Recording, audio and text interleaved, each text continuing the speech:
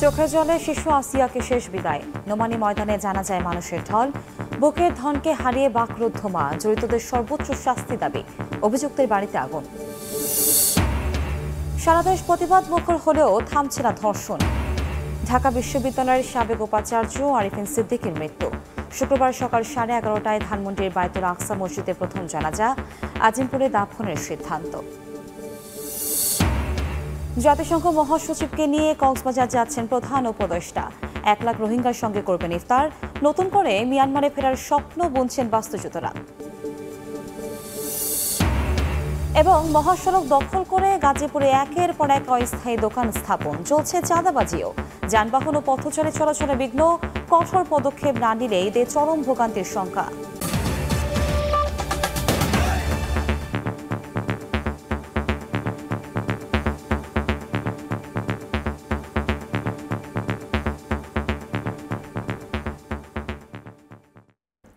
ভোরের সময় সঙ্গে আছি আমি কনক আজাদ। গ্রামের বাড়িতে চিরনিদ্রায় শায়িত হল মাগুরায় ধর্ষণের শিকার শিশুটি। সেখানেই 2 দফা জানাজা অনুষ্ঠিত হয়। এতে অংশ নেন সব শ্রেণী পেশার মানুষ।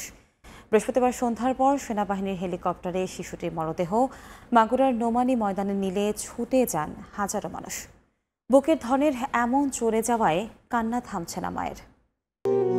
মায়ের অবুঝ মন যেন মানে না। গত কয়েকদিন ধরেই নারী ছেঁড়া ধনের জীবন নিয়ে শঙ্কায় ছিলেন। শেষ পর্যন্ত ছোট মেয়েকে হারিয়ে অনেকটা দিশেহারা তিনি। আমার মনে যেরকম ব্লেডে কাটছে, গলায় ফাঁস দিয়েছে, ঠিক সেরকম বিশ্বাস চাই আমি আপনাদের কাছে। ওইরকম ফাঁসি দিয়ে যেন ওর মারে, ওইরকম যেন ওর ব্লেডে কাটে। আমার যে না আমার লোককে যে কষ্ট দিচ্ছে না, আমি নিজে ইচ্ছা দেখতে চাই এরকম ফাঁস দিয়ে মোরা।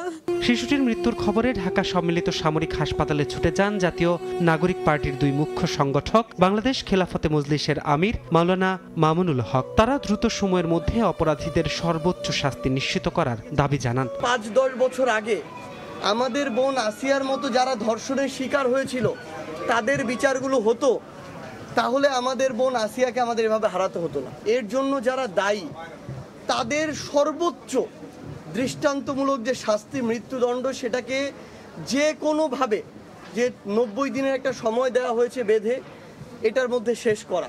দাফন হওয়ার আগেই এক্ষুনি ধর্ষকদের বিচার কার্য সম্পন্ন হওয়া, এটাই ছিল আমাদের আবেগ। কিন্তু এরপরও আমরা আইনের যে বাধ্যবাধকতা রয়েছে সেই সময়টুকু আমরা সরকারকে দিতে চাই। সন্ধ্যা 6টায় সম্মিলিত সামরিক হাসপাতাল থেকে সেনাবাহিনীর হেলিকপ্টারে শিশুটির মরদেহ নেওয়া হয় মাগুরার নোমানী ময়দানে। সেখানে নামাজে জানাজায় অংশ নেন নানা শ্রেণী পেশার মানুষ। সংকটাপন্ন অবস্থায় গত 7 মার্চ রাতে ঢাকা মেডিকেল কলেজে লাইফ সাপোর্টে থাকা শিশুটিকে উন্নত চিকিৎসার জন্য নেওয়া হয় ঢাকা সম্মিলিত সামরিক হাসপাতালে। নিষ্পাপ এক কোমল প্রাণকে বাঁচিয়ে তুলতে চলে সর্বোচ্চ চেষ্টা, কিন্তু শেষ পর্যন্ত বাঁচানো গেল না শিশুটিকে। ধ্রুব ব্যানার্জি, সময় সংবাদ, ঢাকা। আলো হাতে অন্ধকার দূর করার প্রত্যয়। ধর্ষণের প্রতিবাদে ঢাকা বিশ্ববিদ্যালয়ে পালিত হয়েছে একাধিক কর্মসূচি। নারীর প্রতি সহিংসতা বন্ধ, সামাজিক নিরাপত্তা নিশ্চিতের দাবি জানান ছাত্র জনতা। আলো হাতে অন্ধকার দূর করার স্লোগান, কণ্ঠে নারীর প্রতি সহিংসতা রুখে দেওয়ার ডাক। শিশু আসিয়ার উপর নির্মম নির্যাতনের প্রতিবাদে ক্ষোভে ফুঁসছে ছাত্র জনতা। বৃহস্পতিবার সন্ধ্যায় ঢাকা বিশ্ববিদ্যালয়ে টিএসসির সামনে থেকে মশাল হাতে মিছিল বের করে সন্ত্রাসবাদ বিরোধী রাজু ভাস্কর্য। মিছিলটি নীলক্ষেত মোড় ঘুরে ঢাকা বিশ্ববিদ্যালয়ের বিভিন্ন এলাকা হয়ে শহীদ মিনারে গিয়ে শেষ হয়। মিছিল থেকে ধর্ষণে জড়িতদের সর্বোচ্চ সাজা দাবি করেন আন্দোলনকারীরা। আটক করা হয়েছে, কিন্তু কোনো আইনি জটিলতা যেন সৃষ্টি না হয়, দ্রুততম সময়ের মধ্যে তার সর্বোচ্চ শাস্তি যেন নিশ্চিত করা হয়। চেয়ারে বসে যাতে হচ্ছে আমাদের দেশে যে বিচারহীনতা, যে সংস্কৃতি যেটা বরাবরই মতো চলছে, সেটা যাতে চেঞ্জ হয়। বাংলাদেশে আইন হবে ধর্ষকদের একটা মৃত্যুদণ্ড। প্রকৃতপক্ষে ধর্ষকের যদি ন্যায় বিচার থাকতো, তাহলে ধর্ষক অহিংস, ওই ঘৃণিত ওই কাজ করতে সে নিশ্চয় ভয় পেত। বাংলাদেশের ভয়ের যে ওইটি পরিবেশটা বাংলাদেশের কোনো আইনে নাই। এদিকে ধর্ষণ বিরোধী মঞ্চের আয়োজনে প্রতীকী কফিন মিছিল বের করেছেন ঢাকা বিশ্ববিদ্যালয় শিক্ষার্থীরা। শাহবাগ মোড় থেকে মিছিল শুরু হয়ে বিশ্ববিদ্যালয়ের বিভিন্ন এলাকা ঘুরে রাজু ভাস্কর্যে গিয়ে শেষ হয়। কর্মসূচিতে একাত্মতা জানান ঢাকা বিশ্ববিদ্যালয় উপাচার্য। নারীর প্রতি সহিংসতা বন্ধে কার্যকর পদক্ষেপ নিতে সরকারের প্রতি আহ্বান জানান তিনি। এরপর সমাবেশ থেকে দাবি ওঠে আসিয়ার ঘটনায় দ্রুত বিচার শেষ করার। আপনারা আসিয়ার পরিবারের পাশে দাঁড়াবেন, আপনারা অন্যান্য যত ধর্ষণের ঘটনা আছে সেগুলো প্রপার রিপোর্টিং করবেন, পরিবারগুলোর পাশে দাঁড়াবেন এবং যাতে বিচার কার্য নিশ্চিত হয় সেটার জন্য আপনারা এফোর্টটা দিবেন। আমরা যদি আসলে ধর্ষণকে প্রতিরোধ করতে চাই তাহলে ধর্ষণের বিরুদ্ধে সামাজিক আন্দোলন গড়ে তুলতে হবে। বিচারের ফলাফল আমরা দ্রুততম সময়ে পুরো জাতি আশা করছে দেখব বলে, এবং আমাদের যে বৃহত্তর সামাজিক যে অসুখের লক্ষণ এই জাতীয় ভয়াবহ ঘটনাগুলো, সেটিও এখন আমাদের চোখের সামনে এসছে। এই ব্যাপারেও আমাদের বৃহত্তর সামাজিক সংস্কার এবং আন্দোলন গড়ে তোলার প্রয়োজন আছে। এর আগে বিকালে শিশু আসিয়ার গায়েবানা জানাজার আয়োজন করে ইনকিলাব মঞ্চ। তোহা খান তামিম, সময় সংবাদ, ঢাকা। মাগুরায় ধর্ষণের শিকার শিশুটির মৃত্যুর ঘটনায় শোক জানিয়ে দ্রুত বিচার শেষ করার নির্দেশ দিয়েছেন প্রধান উপদেষ্টা। ফরেন সার্ভিস একাডেমিতে প্রধান উপদেষ্টার প্রেস উইং এ তথ্য জানায়। এদিকে মাগুরায় ধর্ষণের শিকার শিশুটির মামলার বিচার কাজ 7 দিনের মধ্যে শুরু হবে বলে জানিয়েছেন আইন উপদেষ্টা আসিফ নজরুল। বৃহস্পতিবার দুপুরে শিশুটির মৃত্যুর খবরে শোকে স্তব্ধ পুরো দেশ। শোক জানিয়েছেন সরকার প্রধানও। স্তব্ধ পরিবেশ উপদেষ্টা প্রেস সচিবের প্রেস কনফারেন্সেরও। জানালেন যত দ্রুত সম্ভব বিচার নিশ্চিতের নির্দেশ দিয়েছেন প্রধান উপদেষ্টা। আমরা সবাই শোকাহত, আমরা আমাদের সর্বোচ্চ চেষ্টা করেছি এই শিশুটিকে বাঁচিয়ে রাখার জন্য। চিফ অ্যাডভাইজার নিজে নির্দেশ দিয়েছেন যারা যারা অভিযুক্ত তাদেরকে যাতে খুব দ্রুত বিচারের আওতায় আনা হয়। সচিবালয়ে দুপুরে দ্রুত সংবাদ সম্মেলন ডাকলেন আইন উপদেষ্টা। শোকে বিমর্ষ সেই সংবাদ সম্মেলনের পরিবেশও। আমরা আশা করছি 7 দিনের মধ্যে বিচার কাজ শুরু হবে। ডিএনএ টেস্ট পাওয়া যাবে, তারপর হচ্ছে পোস্টমর্টেম রিপোর্ট পাওয়া যাবে। ফলে আমরা আশা করছি খুব দ্রুততম সময়ে এই মামলার বিচার হবে। উপদেষ্টা জানান আগামী সপ্তাহের শুরুতে নতুন সংশোধনী আইন কার্যকর হবে। নতুন আইনে শিশু ও বলাৎকারের ঘটনায় বিশেষ ট্রাইব্যুনাল কাজ করবে। আশা করছি রোববারই আমরা নতুন আইন প্রণয়ন করে ফেলব। শুধুমাত্র শিশু ধর্ষণ ও বলাৎকারের ঘটনাগুলো দ্রুত উপযুক্ত বিচার নিশ্চিত করার জন্য আমরা স্পেশাল ট্রাইব্যুনাল গঠন করতে যাচ্ছি। মাগুরায় শিশু ধর্ষণের ঘটনায় জড়িতদের গ্রেফতার করা হয়েছে, জিজ্ঞাসাবাদ ও সাক্ষ্য নেওয়া হয়েছে। বিচার শুরু হওয়ার পর 7 দিনের মধ্যে রায় দেওয়ার নজির আছে, তাই দ্রুত বিচার কার্যকর করা যাবে বলে আশাবাদী আইন উপদেষ্টা। সানবীর রূপল, সময় সংবাদ, ঢাকা। বগুড়ার শাহজাহানপুরে প্রতিবন্ধী নারীকে ধর্ষণের অভিযোগ উঠেছে খালুর বিরুদ্ধে।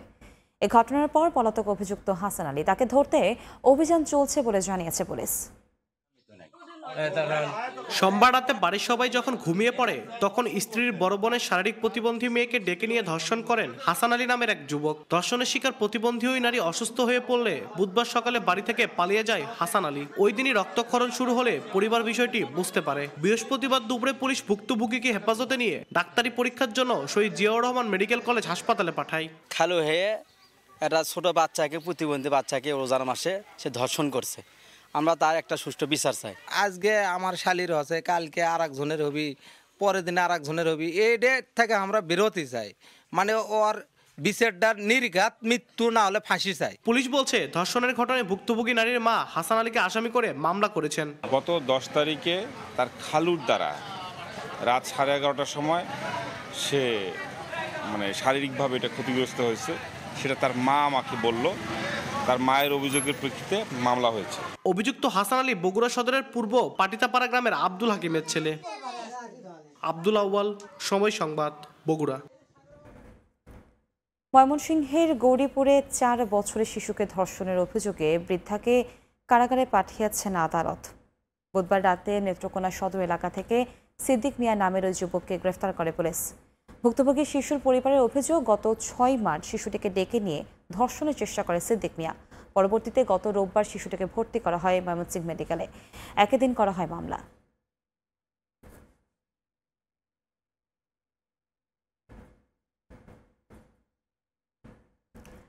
রংপুরের মিঠা পুকুরে 21শে ফেব্রুয়ারিতে ফুল কুড়াতে গিয়ে শিশু ধর্ষণের ঘটনায় অভিযুক্ত রুহুল আমিনের জামিন নামঞ্জুর করে কারাগারে পাঠিয়েছেন আদালত। বৃহস্পতিবার এই আদেশ দেন সিনিয়র জুডিশিয়াল ম্যাজিস্ট্রেট আদালতের বিচারক কৃষ্ণ কমল রায়। মিঠাপুকুরের বাজিতপুর এলাকার বাসিন্দা অভিযুক্ত রুহুল আমিন স্বেচ্ছায় আদালতে হাজির হয়ে আত্মসমর্পণ করেন। এ সময় আসামির পক্ষে জামিন আবেদন করেন তার আইনজীবী। শুনানি শেষে জামিন নামঞ্জুর করে কারাগারে পাঠানোর আদেশ দেন বিচারক। গত 21শে ফেব্রুয়ারি শহীদ মিনারে ফুল কুড়াতে গিয়ে ধর্ষণের শিকার হয় শিশুটি।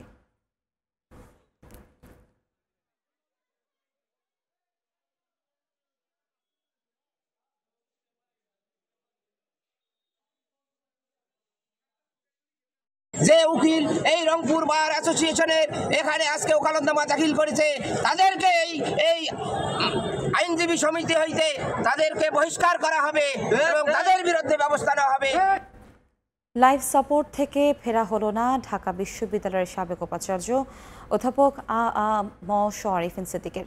অসংখ্য ভক্ত, অনুরাগী, সহকর্মী, ছাত্রছাত্রী, স্বজন এবং শুভাকাঙ্ক্ষীদের কাঁদিয়ে পরপারে পাড়ি জমালেন জনপ্রিয় শিক্ষক।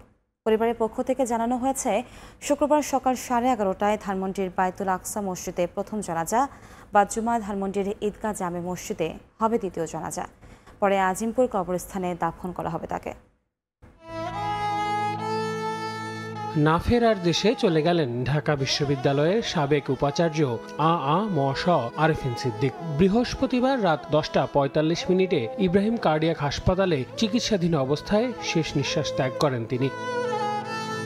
মস্তিষ্কে রক্তক্ষরণজনিত কারণে তার মৃত্যু হয়েছে। গণযোগাযোগ ও সাংবাদিকতা বিভাগের এই শিক্ষকের মৃত্যুর খবরে ছুটে আসেন পরিবার, স্বজন ও শুভানুধ্যায়ীরা। বলেন, তার হাত ধরেই সাংবাদিকতায় হাতেখড়ি হয়েছে অনেক প্রথিতযশা সাংবাদিকের। আমাদের এই গণমাধ্যমের যে ভূমিকা আজকের এই আসার পিছনে অধ্যাপক ডক্টর আরিফিন সিদ্দিকের যে অবদান, সেটা এই মিডিয়াকে আজীবন মনে রাখতে হবে। তিনি শুধু সনদপত্রধারী কিছু শিক্ষিত মানুষ তৈরি করার জন্য কাজ করেননি, তিনি সত্যিকারের আদর্শবান, নীতিবান, ন্যায়নিষ্ঠ মানুষ তৈরি করার জন্য তার জীবনটা ব্যয় করে গেছেন। তার কাছ থেকে কোনো দিন কোনো ছাত্র বা কোনো সমস্যা নিয়ে এসে কেউ মুখ কালা করে চলে গিয়েছে, এটা আমি এই 1980 সালের পর থেকে দেখিনি। আমরা সবাই ঢাকা বিশ্ববিদ্যালয়ের একজন উপাচার্য হিসেবে তিনি যে কাজগুলো করেছেন, তিনি শিক্ষক হিসেবে যে শিক্ষা জীবন সমাপ্ত করেছেন, তার জন্য আমরা গর্বিত।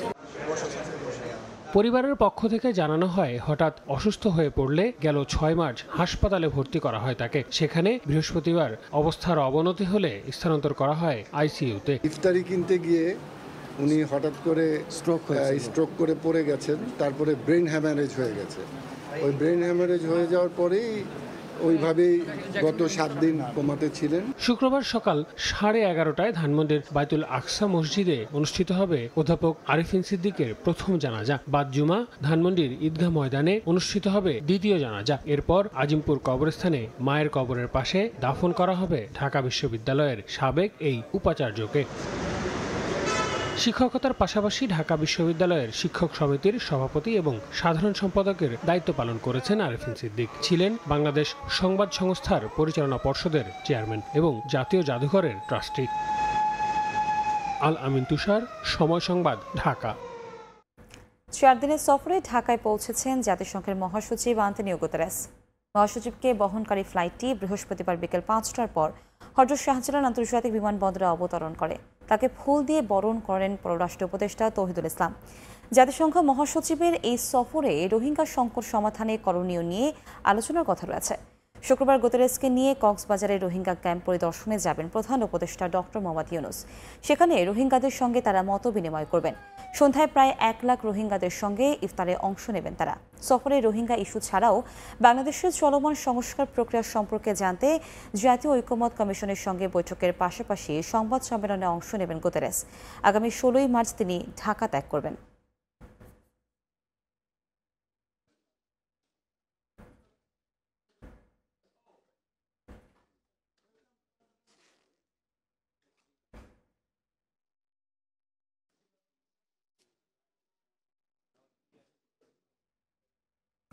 রোহিঙ্গা সংকটের 8 বছর চললেও এখনও একজনকেও মিয়ানমারে ফেরত পাঠাতে পারেনি বাংলাদেশ।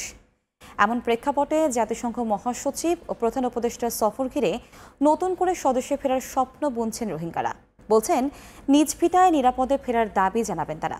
শরণার্থী ত্রাণ ও প্রত্যাবাসন কমিশনারও আশা করছেন গুরুত্বপূর্ণ এই সফরের মাধ্যমে রাখাইনে স্বস্তি ফিরবে, সেই সঙ্গে রোহিঙ্গাদেরও স্বদেশে ফেরার পথ সুগম হবে।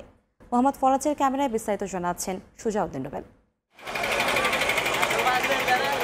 কক্সবাজারের উখিয়ার 18 নম্বর ক্যাম্পের বাসিন্দা মোহাম্মদ হারেস প্রাণ বাঁচাতে 2017 সালের 25শে আগস্ট 4 সন্তান নিয়ে আশ্রয় নেন বাংলাদেশে। ক্যাম্পে মানবতার দিন কাটালেও মিয়ানমারে তিনি ছিলেন রাজার হালে। জমি জমা তো বটেই, ছিল গোয়াল ভরা গরু, মহিষ, ছাগলও। হারেস এখন ফিরতে চান সেই জীবনে, চান নিজ ভিটায় ফিরতে। তারা হনো আর অন্যমিকে যাই হনো হাম খরচ করি হনো আর এটা হনো হাইড নেবারি তাহলে আর যিনি সরকার তোর রাইসেন্দের হেগিন হাই এর রিফিউজি জীবন যাপন করি আর রিফিউজি জীবন যাপন করি পেলাম না চাই আর দেশের মধ্যে আর অফিস যাই পেলা চাই। শুধু হারেস নন, খদিজা ও ইমান আলীও চান ক্যাম্পের বন্দি জীবন থেকে মুক্তি। এটা জীবনে এক বেশি দেশ থাকছিলাম আন্দোলন করে হাই গুণা হাই গুণা আসলে দিলে এটা আর বেশি দুঃখ রোদে ফুরির জ্বরে বিজির যখন দিন হাড়ি দিয়ে জম। কক্সবাজারে এসব আশ্রয় শিবিরে বসবাস করছেন 13 লাখেরও বেশি রোহিঙ্গা। গত 8 বছরে তাদের একজনও মিয়ানমারে ফেরত পাঠানো যায়নি। তবে জাতিসংঘের মহাসচিব ও প্রধান উপদেষ্টার সফর ঘিরে নতুন করে আশার সঞ্চার তৈরি হয়েছে। জিন্দেগি গুজারিদার গই আর তুমি বালানো লাগে খেয়ে আর দেশের মধ্যে আর ওয়াপেস যাই ফারে দিলে সুবিধা সবাই গরি তারা সুবিধা করে দেয় সুন্দর আর কান আমি যাই বাদে আর সুন্দর দেবেল হলে আর কান মাঝে আর যাই বেলা সুন্দর চাই মানে জাতিসংঘর মানুষের বাংলাদেশের প্রধানমন্ত্রী ডক্টর ইউনূস দিবা মানি আর চাই দিয়ে আর বাংলাদেশের নথাক্যম সেফ সিকিউরিটি লেয়ারে আর মানি বর্মা যাইতে চাই যে নাকি আর তো ইয়ার আগে বহুতবার এটা আজা হচ্ছে গেলে আনা পারবা। শরণার্থী ত্রাণ ও প্রত্যাবাসন কমিশনারের আশা, গুরুত্বপূর্ণ এই সফর রাখাইনে স্বস্তি ফেরাবে, সেই সঙ্গে রোহিঙ্গাদের নিজ ভূমে ফেরাতে কার্যকর ভূমিকা রাখবে। দুইজনের উপস্থিতি তাদেরকে জানান দেবে যে আমরা সবাই রোহিঙ্গাদের পক্ষে আছি। রোহিঙ্গাদের কনফিডেন্স বিল্ড আপ হবে এবং রোহিঙ্গারা তাদের দেশে ফেরত যাওয়ার জন্য উৎসাহিত হবে। এর আগে 2018 সালের 2 জুলাই উখিয়ার আশ্রয় শিবিরে রোহিঙ্গাদের দুঃখ দুর্দশা নিজের চোখে দেখে যান জাতিসংঘের মহাসচিব অ্যান্টোনিও গুতেরেস। সুজাউদ্দিন রুবেল, সময় সংবাদ, কক্সবাজার। সংস্কার কমিশনের প্রস্তাব পর্যালোচনা করে মতামত দিতে চায় বিএনপি। দলটির স্থায়ী কমিটির সদস্য সালাউদ্দিন আহমেদ বলেছেন, প্রস্তাবের কপি পেয়েছেন তারা। সংস্কার দীর্ঘমেয়াদী প্রক্রিয়া, তাই আলাপ আলোচনার মাধ্যমে জাতীয় নির্বাচনের রোডম্যাপ দিতে হবে অন্তর্বর্তী সরকারকে। এদিকে বিএনপির আরেক নেতা মির্জা আব্বাস বলেছেন, কৃত্রিমভাবে দেশকে অস্থিতিশীল করার ষড়যন্ত্র চলছে। নির্বাচন, সংস্কার প্রস্তাব, জাতীয় সংকট ও এর নিরসন কোনটা অগ্রাধিকার পাবে এমন প্রশ্নে মিশ্র প্রতিক্রিয়া রাজনৈতিক দলগুলোর মধ্যে। আর সেই বিতর্কে এবার বিএনপি নেতারা অন্তর্বর্তীকালীন সরকারের কাছে দ্রুত নির্বাচনী রোডম্যাপ চাইলেন। সংস্কার প্রক্রিয়া দীর্ঘমেয়াদী উল্লেখ করে বিএনপির স্থায়ী কমিটির সদস্য সালাউদ্দিন আহমেদ বলেছেন, সরকারের পক্ষ থেকে নির্বাচনের দিনক্ষণ নিয়ে ঘোষণা আসা জরুরি। রাষ্ট্র সংস্কারে গঠিত সংস্কার কমিশনগুলোর প্রস্তাবনা বিষয়ে বিএনপি শিগগিরই মতামত দেবে বলেও জানান তিনি। যে সমস্ত প্রস্তাবগুলো আমরা হাতে পেয়েছি, হার্ড কপি পেয়েছি, সফট কপি পেয়েছি, আমরা অতি শীঘ্র আমাদের রিপোর্টগুলো আমরা সংস্কার কমিশন, জাতীয় ঐক্যমত্য কমিশনের কাছে প্রদান করব। সেগুলো বাস্তবায়ন করা এগুলো দীর্ঘ সময়ের ব্যাপার। সুতরাং এই সংস্কার আলাপ আলোচনা, প্রস্তাব গ্রহণ করা এগুলো চলতে থাকবে, কিন্তু আমাদেরকে জাতীয় সংসদ নির্বাচনের জন্য একটি সিদ্ধান্ত নিতে হবে। সেজন্য আমরা রোড ম্যাপ চাই। রাজধানীর মালিবাগের রাজনৈতিক দলগুলোর সম্মানে গণ অধিকার পরিষদ আয়োজিত ইফতার মাহফিলে যোগ দিয়ে বিএনপির স্থায়ী কমিটির আরেক সদস্য মির্জা আব্বাস অভিযোগ করেন, দেশে কৃত্রিম অস্থিরতা তৈরি করে সংকট সৃষ্টি করছে একটি মহল। কৃত্রিমভাবে অসুবিধার সৃষ্টি করা হচ্ছে, চেষ্টা করা হচ্ছে। বিভিন্ন দল একে অপরের দিকে কথা বলছে, কারা জুটছে। এই জিনিসটা ঠিক না। তাহলে 5 তারিখের যে আমাদের আন্দোলন, আমাদের বিজয়, এটা নিঃশেষ হয়ে যাবে। কিন্তু একই অনুষ্ঠানে অন্যান্য রাজনৈতিক দলগুলোর নেতারাও বলেন, নির্বাচন নিয়ে তৈরি সংকট মোকাবেলার একমাত্র পথ নির্বাচনী রোডম্যাপ ঘোষণা করা। সংস্কার এটা আমাদের অভ্যন্তরীণ ব্যাপার।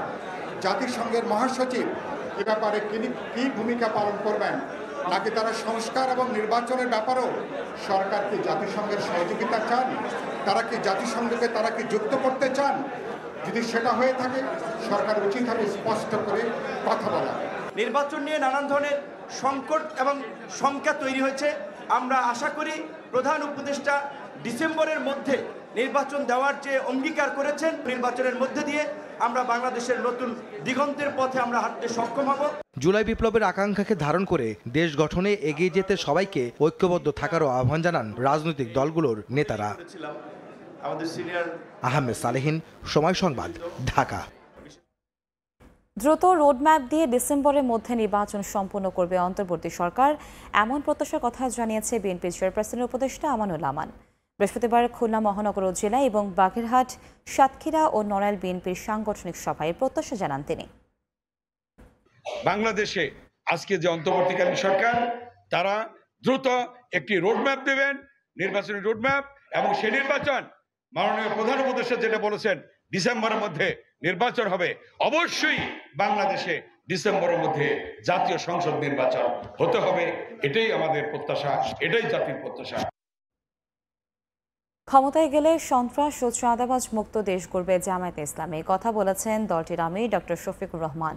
বৃহস্পতিবার বিকেলে রাজধানীর মিরপুরে মণিপুর বালক উচ্চ বিদ্যালয় প্রাঙ্গণে জামায়াতে ইসলামী ঢাকা মহানগরীর উত্তর শাখার উদ্যোগে আয়োজিত ইফতার মাহফিলে যোগ দিয়ে কথা বলেন তিনি। দুর্নীতি ও দুঃশাসন মুক্ত বাংলাদেশ করার কথা জানিয়ে জামায়াতের আমির আরও বলেন, কর্মসংস্থানে নজর থাকবে তাদের। ধর্ষণের ঘটনায় জড়িতদের আইনের আওতায় আনার দাবিও জানান তিনি।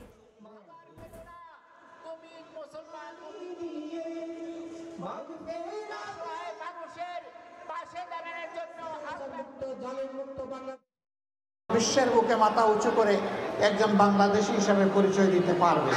আমরা সেই দেশটি গড়ার ক্ষেত্রে আপনাদের সকলের আন্তরিক সহযোগিতা আমরা কামনা করছি। তার পরিবারেরই কিছু লোক, তার আত্মীয় স্বজনের মধ্যে কিছু লোক তার জীবনটাকে ধ্বংস করে দিয়েছে এবং মেয়েটা আজকে ইন্তেকাল করেছে। আমরা দোয়া করি আল্লাহ তাআলা তাকে জান্নাত নসিব করুন, তার আপনজনদেরকে এই শোক বহন করার তৌফিক দান করুন, এবং আমরা আজকের এই মাহফিল থেকে ওই সমস্ত খুনি, ধর্ষক এবং ধর্ষণের সহযোগিতাকারীদের কঠোর শাস্তি আমরা দাবি করছি। মহাসড়ক দখল করে গাজীপুরে গড়ে উঠেছে একের পর এক অস্থায়ী দোকান। এতে স্বাচ্ছন্দ্যে চলাচল করতে পারছেন না পথচারীরা, যান চলাচলও ঘটছে ব্যাঘাত। দীর্ঘদিনের এমন পরিস্থিতিতে প্রশাসনের ভূমিকাও নীরব, দায় চাপাচ্ছেন একে অন্যের উপর। এমন বাস্তবতায় স্থানীয়রা বলছেন, কঠোর পদক্ষেপ না নিলে আসছে ঈদে ভোগান্তি ঠেকবে চরম পর্যায়ে। জুনাইদ রুবেলের ছবিতে মেহেদি হাসানের রিপোর্ট।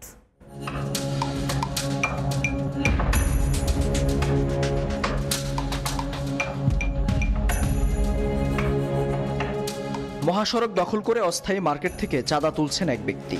গাজীপুরের ব্যস্ত সড়ক বোটবাজার এলাকার দৃশ্য এটি। চাঁদা তোলা শেষে এবার সময় সংবাদের মুখোমুখি। কিসের টাকা ভাই? সিটির খাজনা। কোনো রসিদ আছে? হ্যাঁ রসিদ আছে। দেখান তো। আমাদের পুরো বাজার থেকে খাজনা উঠাতে বলছি। এটা কি বাজার? আপনি যেখান থেকে এখন মাত্র টাকা তুলেন, এটা কি বাজার? বাজার না এটা? এটা বাজার? কিভাবে বাজার এটা? রসিদ আগে দেওয়া হয়েছে, এখন বর্তমানে মানে চীনা পরিচিত মুখ হয়ে গেছে, তার জন্য দেওয়া হচ্ছে না। রসিদ বন্ধ। হ্যাঁ। কত দিলেন? 50। কেন দিছেন? এটা সিটির কথা কয় না। প্রতি দোকান থেকে 50 টাকা 80 টাকা যারতে যা পারে লয়ে লিতেছে। এটা টোটালি চাঁদাবাজি এক কথায়। এই ঘটনার কিছুক্ষণ আগেই পুলিশের এই বিশেষ অভিযান গাজীপুর চৌরাস্তায়। এই খবরে ততক্ষণে দোকানপাট গুছিয়ে যে যেভাবে পারছেন দৌড়ে পালাচ্ছেন। পুলিশের চেষ্টায় অবশেষে যান চলাচলের জন্য উন্মুক্ত ঢাকা ময়মনসিংহ মহাসড়ক। চুরি, ছিনতাই এবং এই ফুটপাত দখল মুক্ত করার লক্ষ্যে আমরা কাজ করে যাচ্ছি। পুলিশের কঠোর তৎপরতায় সড়কটি দখল মুক্ত করা হলেও কয়েক ঘন্টার ব্যবধানে আবারও হকারদের দখলে। পুলিশ আসলে ফাঁকা, আর চলে গেলেই পূর্ণরূপে ধরা। এ যেন চোর পুলিশের খেলা। শুধু এই শহরেই নয়, সড়ক আর ফুটপাত দখল পুরো জেলায় এখন নিত্যদিনের চিত্র। বাধাহীন দখলবাজির এই দৌড়ে সবচেয়ে বেশি এগিয়ে মহাসড়ক। টঙ্গী থেকে শুরু করে গাজীপুরের শেষ সীমানা পর্যন্ত প্রায় সকল পয়েন্টই যেন এক একটি মার্কেট।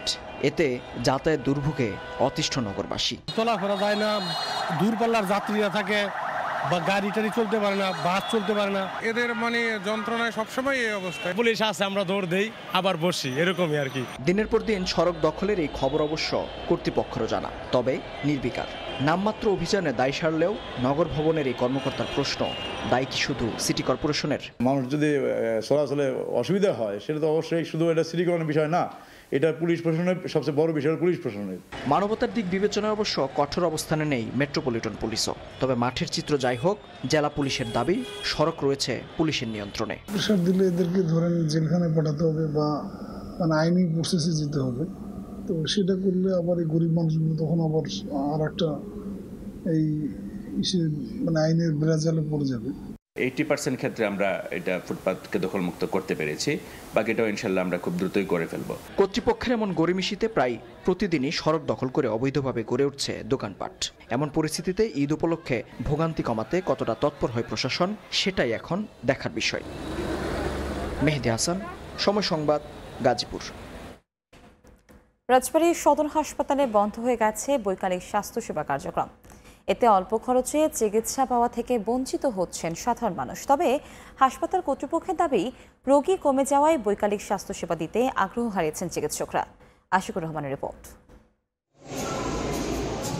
মেয়েকে সঙ্গে করে রাজবাড়ীর সদর হাসপাতালে বৈকালিক স্বাস্থ্যসেবা নিতে এসেছেন স্কুল শিক্ষিকা ফিরোজা পারভিন। তবে নোটিশ বোর্ড দেখে চোখ ছানাবড়া, কারণ পরপর 3 দিন ঘুরে চিকিৎসক ছুটিতে থাকার এই একই নোটিশ বোর্ড দেখছেন তিনি। বাধ্য হয়ে বারবারই ফিরে যেতে হচ্ছে চিকিৎসা না নিয়েই। সাইনবোর্ড আনা আছে যে ডাক্তার ছুটিতে আছেন, ওনারা কি প্রতিদিনই কি ছুটিতে থাকেন? এভাবে তো রোগীরা ভোগান্তি শিকার হচ্ছে। ফিরোজা পারভিনের মতো এমন ভুক্তভোগী আরও অনেক রোগী। তারা জানান, মানসম্মত স্বাস্থ্যসেবা দিতে 2023 সালের মার্চ মাসে এই হাসপাতালে চালু হয় বৈকালিক স্বাস্থ্যসেবা। এতে ডিউটি সময়ের বাইরে বিকেল 3টা থেকে সন্ধ্যা 6টা পর্যন্ত শ্রেণীভেদে 300 থেকে 400 টাকা পরামর্শ ফি নিয়ে রোগী দেখতেন বিশেষজ্ঞ চিকিৎসকরা। তবে গত জানুয়ারি মাস থেকে বন্ধ হয়ে গেছে সাধারণ মানুষের এই চিকিৎসা সেবা। দায় এড়াতে বিকেল হলেই টাঙিয়ে দেয়া হয় চিকিৎসক ছুটিতে থাকার নোটিশ বোর্ড। ডাক্তার যদি ছুটিতে থাকে তাহলে রিপ্লেসমেন্ট ডাক্তার দেবে। হাসপাতালে বিকালে রোগী দেখলে ডাক্তারদের ব্যক্তিগত চেম্বারে রোগী দেখা হয় না, যেখানে তাদের আয় কমে যায়। অনেক দরিদ্র মানুষকে প্রাইভেট ক্লিনিকে যে চিকিৎসা সেবা গ্রহণ করতে হচ্ছে। তবে হাসপাতাল কর্তৃপক্ষ বলছে, রোগী কমে যাওয়ায় বৈকালিক স্বাস্থ্য সেবা দিতে আগ্রহ হারিয়েছেন চিকিৎসকরা। সরকার যদি বর্তমানে একটা নির্দেশনা থাকে এই বিষয়ে কঠোর অবস্থান নেওয়ার জন্য, আমরা নতুন করে আবার পুরোদমে মাইকিং এর মাধ্যমে আমরা আবার এই সেবাটা চালু করতে পারি। রাজবাড়ী জেলার প্রায় 12 লাখ জনসংখ্যার চিকিৎসা সেবার প্রধান ভরসাস্থল জেলা সদর হাসপাতাল। আশিকুর রহমান, সময় সংবাদ, রাজবাড়ী। ফরিদপুরের চরভদ্রাসনে ভাঙছে পদ্মার তীর। বসতবাড়ি, ফসলি জমি হারিয়ে সর্বশান্ত শত শত পরিবার। দ্রুত বাঁধ নির্মাণ করা না হলে আগামী বর্ষায় আরও অনেক পরিবার নিঃস্ব হবে বলে জানান এলাকাবাসী। পানি উন্নয়ন বোর্ড বলছে, এর মধ্যে স্থায়ী বাঁধ নির্মাণে প্রকল্প মন্ত্রণালয়ে পাঠানো হয়েছে চিঠি। সিকদার সজলের পাঠানো তথ্য ও ছবি নিয়ে রিপোর্ট। ভাঙছে পদ্মার তীর, বিলীন হচ্ছে বসতবাড়ি, ফসলি জমি সহ নানা স্থাপনা। ফরিদপুরের চরভদ্রাসন উপজেলার টিলারচর, হরিরামপুর সহ অন্তত 60টি গ্রামে দীর্ঘদিন ধরে পদ্মার ভাঙন অব্যাহত আছে। এর মধ্যে জাকাডের সুরা থেকে হাজীগঞ্জ পর্যন্ত 3 কিলোমিটার ও সবুল্লা শিকদার ডাঙ্গি সরকারি প্রাথমিক বিদ্যালয় থেকে সুপারির বাগান এলাকা পর্যন্ত 1 কিলোমিটার সবচেয়ে ঝুঁকিপূর্ণ। এলাকাবাসী জানান, এর মধ্যে শত শত পরিবার বসতবাড়ি, ফসলি জমি হারিয়ে সর্বশান্ত হয়েছে। দ্রুত বাঁধ নির্মাণ করা না হলে আগামী বর্ষায় আরও অনেক পরিবার নিঃস্ব হবে। এই ভাঙনের ভিতর আতঙ্ক দিন কাটাই আমরা সব। ফসলের জমি যা ছিল সব নদীতে ভেঙে নিয়ে গেছে, সবকিছু ভেঙে ছিঁড়ে নিয়ে গেছেন। আমাকে খালি ভিটাটা আছে, এদিক তো এই দিকটা বাঁধতে দিলে এদিকটা ফিরে যাবার, এদিক না বাঁধতে দিলে এদিক আস্তে আস্তে যাইবই। পানি উন্নয়ন বোর্ড বলছে, এরই মধ্যে স্থায়ী বাঁধ নির্মাণে প্রকল্প মন্ত্রণালয়ে চিঠি পাঠানো হয়েছে। ভাঙ্গা অংশটুকু আমরা পরিদর্শন করলাম। এটা আমাদের কাছে মনে হয়েছে যে এটি আসলে দ্রুত প্রকল্পটি বাস্তবায়ন হওয়া দরকার, যাতে মানুষজন উপকৃত হয়। সম্প্রতি ভাঙন কবলিত এলাকা পরিদর্শন করে জেলা প্রশাসনের প্রতিনিধি দল। দ্রুত বাঁধ নির্মাণে ব্যবস্থা নেওয়ার আশ্বাস দেন সংশ্লিষ্ট কর্মকর্তা। এটা অনুমোদন করবে হচ্ছে একনেকে অনুমোদন হবে, তো আশা করি একটা প্রক্রিয়ার মধ্যে দিয়ে এটা যাবে। তো এই প্রক্রিয়া সম্পন্ন হতে একটু সময়ের প্রয়োজন হবে। পানি উন্নয়ন বোর্ডের তথ্য মতে প্রায় 3.25 কিলোমিটার নদীর তীর সংরক্ষণ বাঁধ নির্মাণে প্রস্তাবিত ব্যয় ধরা হয়েছে 403 কোটি টাকা। সময় সংবাদ, ফরিদপুর। 6 বছরেও নির্মাণ করা হয়নি শরীয়তপুরের 190 মিটার দীর্ঘ কোটাপাড়া সেতু। ভূমি অধিগ্রহণ জটিলতায় কাজ পিছিয়েছে 2 দফা। বাধ্য হয়ে ঝুঁকিপূর্ণ পুরাতন সেতুই ব্যবহার করছেন এলাকাবাসী। তবে ঈদ উল ফিতরের আগে কাজ শেষ করার আশ্বাস সড়ক বিভাগের। বিএম ইশরাফিলের পাঠানো তথ্য ছবি নিয়ে রিপোর্ট। নদীতে নির্মাণ করা হয়েছে পাকা সেতু, এখন চলছে সংযোগ সড়কের কাজ। 2017 সালে ঢাকা শরীয়তপুর সড়কে কোটাপাড়া এলাকার সেতুটিকে ঝুঁকিপূর্ণ ঘোষণা করা হয়। 2019 সালে এর পাশেই শুরু হয় নতুন সেতু নির্মাণ। 2022 সালের জুন পর্যন্ত প্রকল্পের মেয়াদ থাকলেও ভূমি অধিগ্রহণ জটিলতায় তা বাড়ানো হয় 2 দফা। বর্তমানে সব জটিলতা কাটিয়ে শেষ পর্যায়ে সেতুটির কাজ। এদিকে প্রতিদিন ঝুঁকি নিয়ে পুরাতন সেতু দিয়ে যাতায়াত করছেন এলাকাবাসী। নিচে ওই যে দেখা যাচ্ছে ভালো রড বাইরে গেছে, ভাঙ্গাচুরা, আমাকে খুব আতঙ্ক ভিতরে আছি আমরা। এই ব্রিজটা এরকম অবস্থা হয়েছে, একটা কম এই ওজনের গাড়িগুলো দোলে, ঠিক আছে, প্রতিদিন ঝুঁকিপূর্ণ কারণে লাখ লাখ মানুষ যেতে কষ্ট হইতেছে। মোটরসাইকেল একটা বাস কিংবা উঠলে ব্রিজ কাঁপাকাঁপি শুরু হয়ে যায়। আমরা চাই দ্রুত সময়ের মধ্যে পাশে যে নতুন ব্রিজটা তৈরি করা হয়েছে এই ব্রিজটা যেন ঈদের আগে যেন ব্রিজটা খুলে দেওয়া হয়। কোনো সময় গেলেই দেখা গেল যে ব্রিজটা ভেঙে আমরা নিচে পড়ে যেতে পারি, আমরা মানে মৃত্যুর পথযাত্রী হতে পারি আর কি। তা আমি চাচ্ছি যে অতি সত্বরই নতুন ব্রিজটা উদ্বোধন হোক। ঈদ উল ফিতরের আগেই সেতুর কাজ শেষ করার আশ্বাস সড়ক বিভাগের। সাববেস লেয়ার, এই লেয়ারের কাজও দ্রুতই শুরু হবে এবং সেটা হলেই সেতুটা যান চলাচলের জন্য উন্মুক্ত করে দেওয়া সম্ভব হবে। আমরা ঠিকাদারকে তাগাদা দিয়েছি যত দ্রুত সম্ভব চালু করা যায়। তো আমরা জোরালোভাবে আশা করছি যে ঈদের আগেই শরীয়তপুরের মানুষ এই প্রেমতলা সেতু ব্যবহার করে পারাপার হতে পারবে। সড়ক বিভাগের তথ্য মতে 190 মিটার দীর্ঘ শরীয়তপুরের কোটাপাড়া সেতু নির্মাণে ব্যয় ধরা হয়েছে 57,93,00,000 টাকা। চলতি বছরের 30 জুন প্রকল্পের মেয়াদ শেষ হওয়ার কথা রয়েছে। সময় সংবাদ, শরীয়তপুর। মুন্সিগঞ্জের 68 ইউনিয়ন পরিষদের গ্রাম আদালতে 1 বছরে 543টি অভিযোগ নিষ্পত্তি হয়েছে। ক্ষতিপূরণ আদায় হয়েছে 30,43,900 টাকা। ফৌজদারি অপরাধে 10 টাকা এবং দেওয়ানিতে 20 টাকায় অভিযোগ দায়ের করে দ্রুত সুবিচার পাওয়ায় খুশি ভুক্তভোগীরা। নাসিরুদ্দিন উজ্জ্বলের রিপোর্ট আর ছবি তুলেছেন আবু সাইদ। মাহমুদা আক্তার মুন্সিগঞ্জ সদর উপজেলার পানহাটা গ্রামের নারী উদ্যোক্তা। পার্শ্ববর্তী জোরারদেল গ্রামের মিন্টু হালদারের বিরুদ্ধে হাতাহাতি ও হুমকির ঘটনায় গ্রাম আদালতে মামলা করেন। দুই পক্ষের জবানবন্দি ও সাক্ষী গ্রহণ শেষে বিরোধ নিষ্পত্তি করে 5 সদস্যের বিচারক প্যানেল। এখানে আমি সুষ্ঠু বিচার পেয়েছি এবং আমাকে 10,000 টাকা জরিমানা দেওয়া হয়েছে। এখন আমাদের সমাধান দিয়েছে জানা কেমন কিছু হয় নাই, আমাদের অভিভাবককে সুন্দরভাবে মিলাই দিছে। মাহমুদার মতো শত শত প্রান্তিক মানুষ এখন গ্রাম আদালত থেকে সুবিধা পাচ্ছেন। জেলার 6 উপজেলার 43টি ইউনিয়ন পরিষদে এজলাস রয়েছে। বাকি 25 ইউনিয়নে অস্থায়ী এজলাসে বিচার কাজ চলছে। গেল বছর গ্রাম আদালতে সরাসরি 641টি এবং জুডিশিয়ারি থেকে 212টি অভিযোগ আসে। কোনো আইনজীবী ছাড়াই দুই পক্ষের পছন্দের 2 জন করে এবং চেয়ারম্যান বা প্যানেল চেয়ারম্যানের সমন্বয়ে বিচারক প্যানেল দ্রুত সময়ের মধ্যে মামলার নিষ্পত্তি করে। নথিভুক্ত করার পরে আমরা বাদী এবং বিবাদীকে ব্যাপারটা অবগত করি। উভয় পক্ষকে চেয়ারম্যান সাহেব নোটিশ করে ডাকাইয়া তাদের যে সমাধান করে দেয়। আমাদের দেশের যেই বিরোধ, এই ছোটোখাটো বিরোধগুলো আছে সেটি আমরা মীমাংসা করে দিয়েছি। 2024 সালে সংশোধিত আইনে 3 লক্ষ টাকা সমমূল্যের যে বিরোধগুলো আছে এই বিরোধটা এখানে সমাধান করতে পারবে দেওয়ানি এবং ফৌজদারি যে বিষয়গুলো আছে। স্থানীয় সরকার বিভাগের উপপরিচালক জানান, নানা চ্যালেঞ্জ সত্ত্বেও গ্রাম আদালতের অভিযোগ নিষ্পত্তির হার সন্তোষজনক। পেন্ডিং ছিল 529টা আর 3 মাসে দায়ের হয়েছে 133টা, নিষ্পত্তি হয়েছে 126টা। সুতরাং আমরা দেখতে পেয়েছি যে নিষ্পত্তি কিন্তু হয়েছে, বেশ ভালো অ্যামাউন্টই হয়েছে। 2024 সালে মুন্সিগঞ্জে গ্রাম আদালতের বিচারে 30,43,900 টাকা আদায় করে বাদীর কাছে হস্তান্তর করা হয়েছে। জেলার 68 ইউনিয়ন পরিষদের গ্রাম আদালতে 1 বছরে অভিযোগ জমা পড়েছে 853টি আর নিষ্পত্তি হয়েছে 543টি। মুন্সিগঞ্জের রামপাল গ্রাম আদালত থেকে নাসিরুদ্দিন উজ্জ্বল, সময় সংবাদ। প্রাকৃতিক দুর্যোগ ও সামাজিক প্রতিবন্ধকতার মধ্যেও নিয়মিত দায়িত্ব পালন করে যাচ্ছেন মাদারীপুরের মসজিদের ইমাম মুয়াজ্জিনরা, অথচ তারা পান না ন্যায্য বেতন। মসজিদ কমিটি থেকে প্রাপ্ত সম্মানের অর্থ দিয়ে সন্তানদের ভালো শিক্ষার প্রতিষ্ঠানে লেখাপড়া করাতে পারেন না দুবেলা ভালো খাবার খেতেও। এমতো অবস্থায় সরকারিভাবে বেতন ভাতার দাবি তাদের। অবশ্য ধর্ম মন্ত্রণালয়ে বিষয়টি অবগত করা হয়েছে বলে জানায় জেলা প্রশাসন। সাদাত আকনের ক্যামেরায় সঞ্জয় কর্মকার অভিজিতের রিপোর্ট। 10 বছর ধরে মাদারীপুর সদর উপজেলার হোগলপাতিয়ার আকনবাড়ি জামে মসজিদে ইমামতি করেন। মসজিদ কমিটি থেকে তাকে প্রতি মাসে সম্মানী দেয়া হয় মাত্র 3000 টাকা। পরিবারে 5 সদস্য থাকায় ইমামতির বাইরে কৃষিকাজের বাড়তি অর্থ দিয়ে কোনো মতে চলছে সংসার। এদিকে নতুন বাস স্ট্যান্ড এলাকার বাইতুল মামুর জামে মসজিদে মুয়াজ্জিন হিসেবে আছেন মাওলানা আব্দুল মান্নান। কমিটি থেকে তাকে দেয়া হয় 5000 টাকা। এখানে খাদেম না থাকায় পরিষ্কার পরিচ্ছন্নতার পাশাপাশি নিরাপত্তার দায়িত্ব পালন করতে হয় তাকে। কৃষিকাজও করি, মসজিদে নামাজও পড়াই।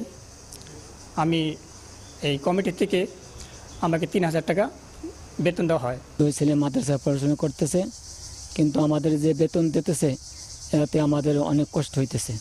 সামান্য সম্মানী পেলেও আল্লাহর সন্তুষ্টি লাভের আশায় এমন দায়িত্ব পালন করছেন জেলার অধিকাংশ মসজিদের ইমাম, মুয়াজ্জিন ও খাদেমরা। এমন পরিস্থিতিতে অসহায়ত্বের কথা জানান মসজিদ কমিটির সদস্যরা। সরকারিভাবে বেতন ভাতার দাবি করেন তারা। দ্রব্যমূল্যের দাম যেভাবে বাড়ছে, একটা ইমাম সাহেব 8000 টাকা বেতনে তার কিচ্ছু হয় না। আজানও হুজুরের ব্যাগ দায়িত্ব পালন করতে পারে না, কারণ ওদিকে তো 3000 টাকা বেতন, আবার মাস গেলে 2000 ওঠে। আমরা সবটাই কিছু কিছু টাকা দিয়ে তাদের চালাইতেছি। ঊর্ধ্বতন কর্তৃপক্ষের দোহাই দিয়ে এ ব্যাপারে ক্যামেরার সামনে কথা বলতে রাজি হননি ইসলামিক ফাউন্ডেশনের উপপরিচালক ABM গোলাম সরোয়ার। অবশ্য জেলা প্রশাসন বলছে বিষয়টি এরই মধ্যে ধর্ম মন্ত্রণালয়ে চিঠি দিয়ে জানানো হয়েছে। সরকারের পক্ষ থেকে ন্যূনতম সহযোগিতা করা হয় বা বেতন ভাতা দেওয়ার সুযোগ সৃষ্টি করা হয়, সেক্ষেত্রে আমাদের জীবনমান উন্নত হবে। ছোট বড় মিলিয়ে জেলায় 5500 মসজিদ রয়েছে। শহর পর্যায়ে মসজিদগুলোতে ইমাম, মুয়াজ্জিন ও খাদেম থাকলেও গ্রাম অঞ্চলের মসজিদে একজনই পালন করেন সব দায়িত্ব। সঞ্জয় কর্মকার, অভিজিৎ, সময় সংবাদ, মাদারীপুর। ঈদকে সামনে রেখে নারায়ণগঞ্জের রূপগঞ্জে জমে উঠেছে ঐতিহ্যবাহী জামদানির হাট। আকর্ষণীয় নকশার মানসম্পন্ন পণ্যের পসরা সাজিয়েছেন বিক্রেতারা। এদিকে কারখানাগুলোয় দিনরাত চলছে জামদানি বুননের কাজ। ভৌগোলিক নির্দেশক জিআই নিবন্ধন সনদ পাওয়া এই শিল্পের প্রসারে নানা পদক্ষেপ নেওয়ার কথা জানালো বেসিক। শওকত আলী সৈকতের তথ্য, আরিফ হোসেনের ছবির রিপোর্ট। রূপগঞ্জের নোয়াপাড়া গ্রামে 4 শতাধিক কারখানা নিয়ে গড়ে উঠেছে জামদানি পল্লী। এই পল্লীকে ঘিরেই প্রতি শুক্রবার বসে হাট। ভোর 5টা থেকে সকাল 8টা পর্যন্ত চলে বেচাকেনা। মিলছে 3000 থেকে 4 লাখ টাকা মূল্যের জামদানি। ঈদকে সামনে রেখে বাজারে নান্দনিক নকশার পণ্য সাজিয়েছেন বিক্রেতারা। হাটে অনেক রকম শাড়ি থাকে, অনেক তাঁতিদের থাকে এবং নতুন নতুন শাড়ি থাকে। এই জন্য হাটে এসে আমি সাধারণত জামদানি শাড়ি কিনি। এই বছরের দাম আগের বছর থেকে বেশ ভালোই বেড়েছে। অন্যান্য শাড়ি থেকে জামদানিটা নিচে, কারণ ইন্ডিয়ার সাথে অন্য কোনো শাড়ি আসতেছে না। শাড়ি 1 লক্ষ 1.5 লক্ষ অ্যাভেলেবল আছে। এবারকার আমরা আপডেট খুব ভালো ভালো শাড়ি তৈরি করছি। 2016 সালে নারায়ণগঞ্জের জামদানি জিআই পণ্য হিসেবে আন্তর্জাতিক স্বীকৃতি পায়। এতে বাড়ে রফতানি। তবে এখনো দেশের বাজারে ন্যায্য মূল্য না পাওয়ার আক্ষেপ তাঁতিদের। আমরা যে শাড়িটা বানাই, এই শাড়িটা পরিশ্রম অনেক বেশি, কিন্তু এই শাড়িটার মূল্য কম। প্রাপ্য যে মজুরিটা দেখা গেছে যদি আমরা পাই তাহলে আমাদের জন্য উপকার হইব। মালিক যা বিক্রি করে টাকা বিক্রি করতেছে, কোনো বাইরে যাইতে পারে না শাড়ি নিয়ে।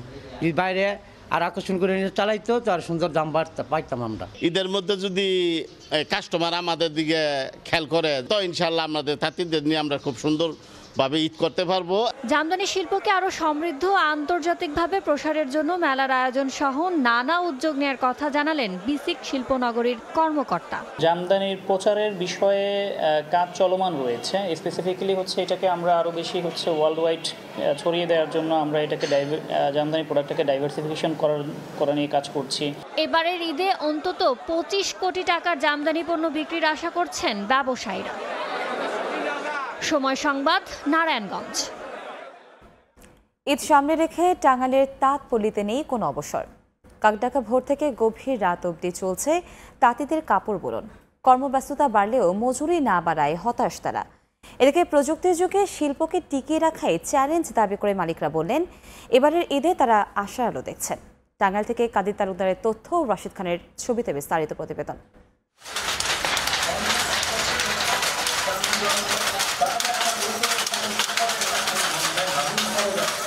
খটখট বিকট শব্দে মুখরিত টাঙ্গাইলের দেলদুয়ার উপজেলার তাঁতপল্লী। অনেকদিন পর যেন প্রাণ ফিরে পেয়েছেন তাঁত মালিক ও শ্রমিকরা।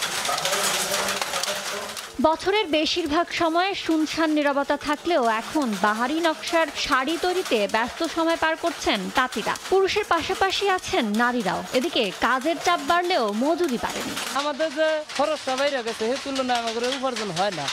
এটা উনি কি আগে কি সবটার দাম অনেক বেড়ে গেছে, ঠিক আমাদের মানে মজুরি সেরকম বাড়ে নাই।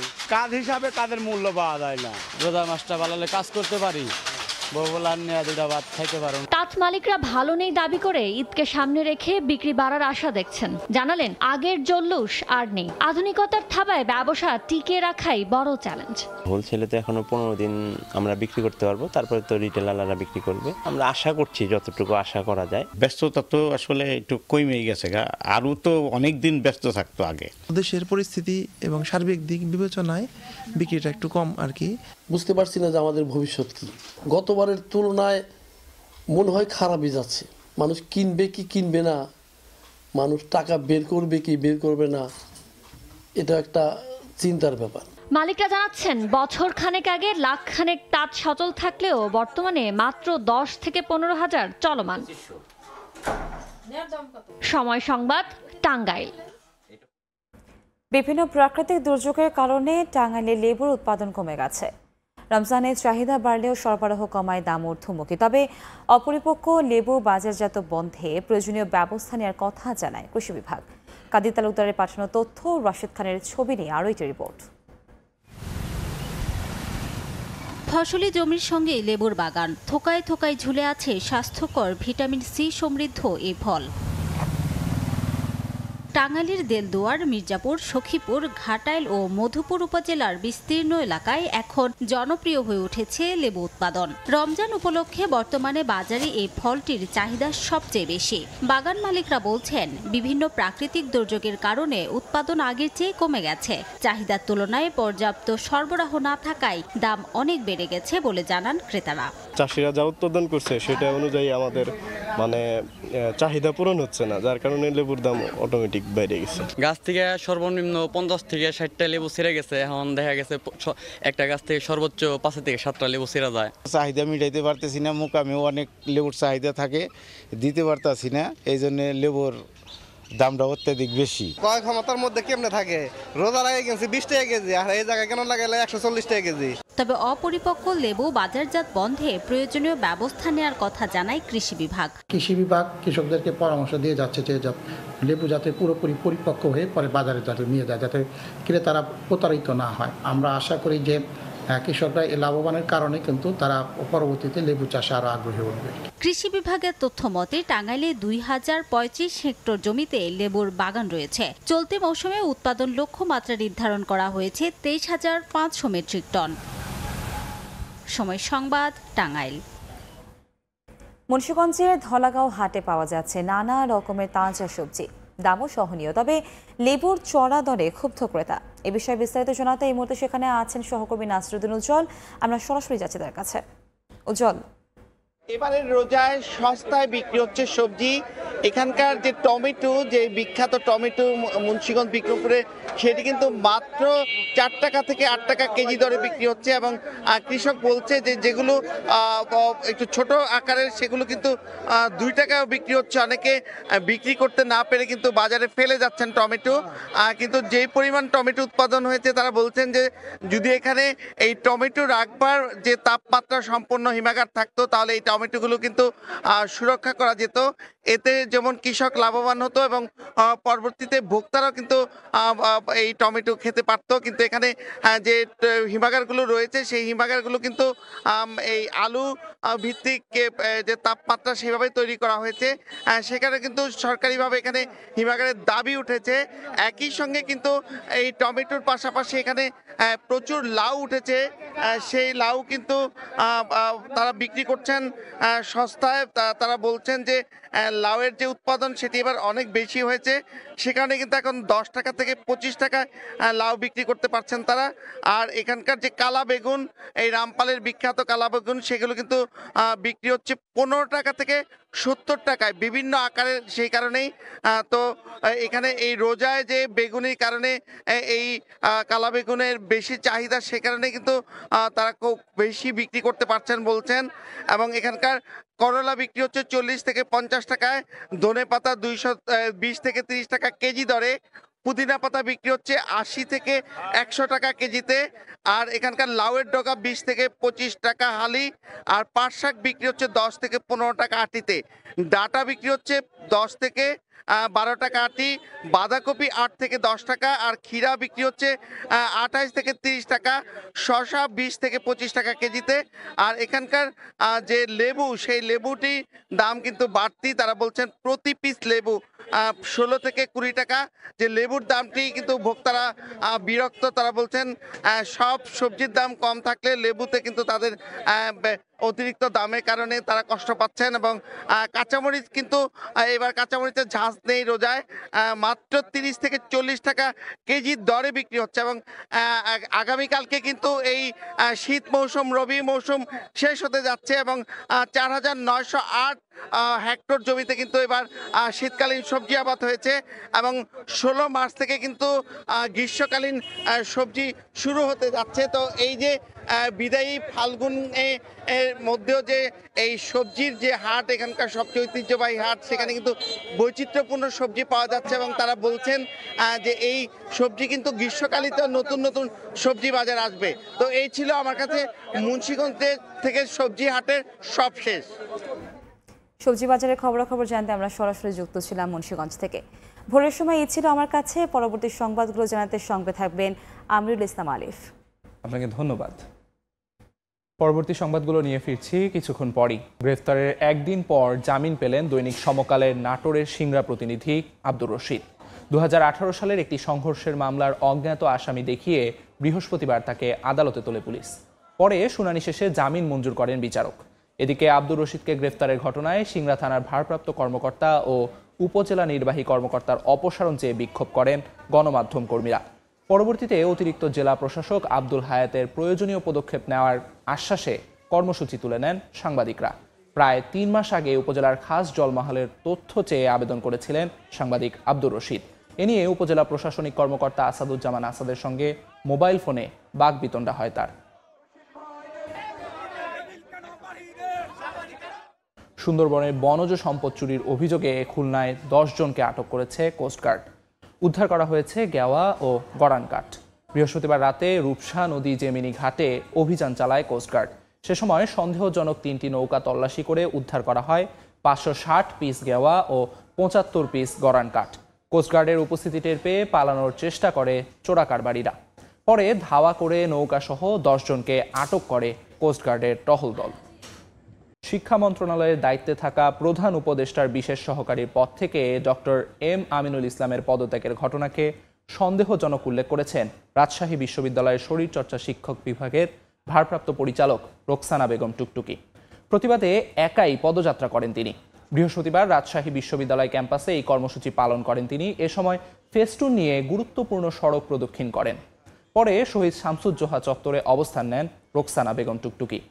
উত্তরবঙ্গ সবসময় অবহেলিত উল্লেখ করে তিনি বলেন, বৈষম্যহীন দেশ গড়তে উত্তরবঙ্গের প্রতিনিধিদেরও সমানভাবে সুযোগ দিতে হবে।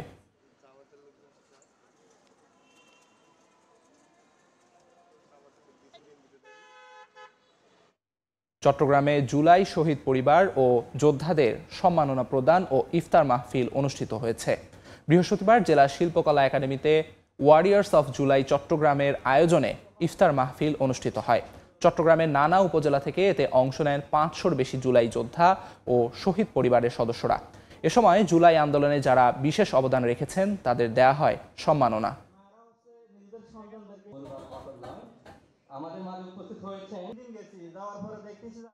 খাগড়াছড়িতে দরিদ্র মানুষের মাঝে ইফতার ও উপহার সামগ্রী বিতরণ করেছে সেনাবাহিনী। Khagrachari cantonment public school and college মাঠে প্রধান অতিথি হিসেবে ইফতার ও উপহার সামগ্রী বিতরণ করেন Khagrachari region commander brigadier general Sharif Mohammad Aman Hasan. তিনি বলেন, সেনাবাহিনীর জনকল্যাণমূলক কার্যক্রমের অংশ হিসেবে বিতরণ করা হয় ইফতার ও উপহার সামগ্রী। খাগড়াছড়ি রিজিয়নের অধীনে 7টি জোনে এ ধরনের কার্যক্রম আয়োজন করা হয়।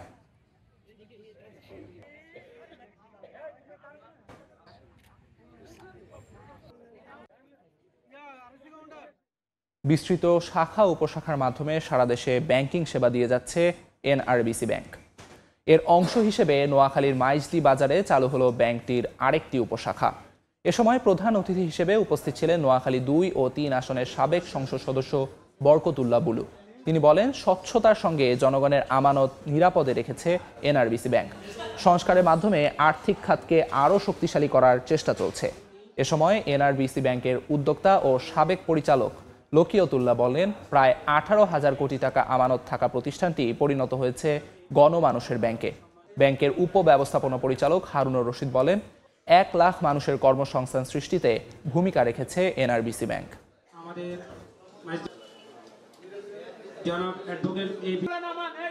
ইউক্রেনে যুদ্ধবিরতি প্রস্তাবে রাশিয়া সম্মত বলে জানিয়েছেন রুশ president Vladimir Putin.